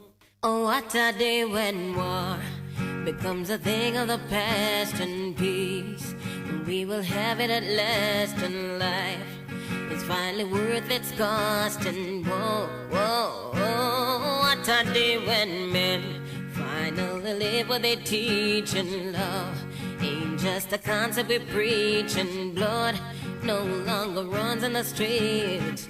Whoa, whoa, whoa, what a day. Tired of leaving church feeling like I just been robbed. 2 hours of rambling, not much mention of God. The richest man's the only one who does not have a job. A bunch of righteous freaks extorting words than a mob, y'all. Tired of baby mama, tired of baby daddy, chilling in the spot where the parents should be. Teenage mother saying leave my business alone.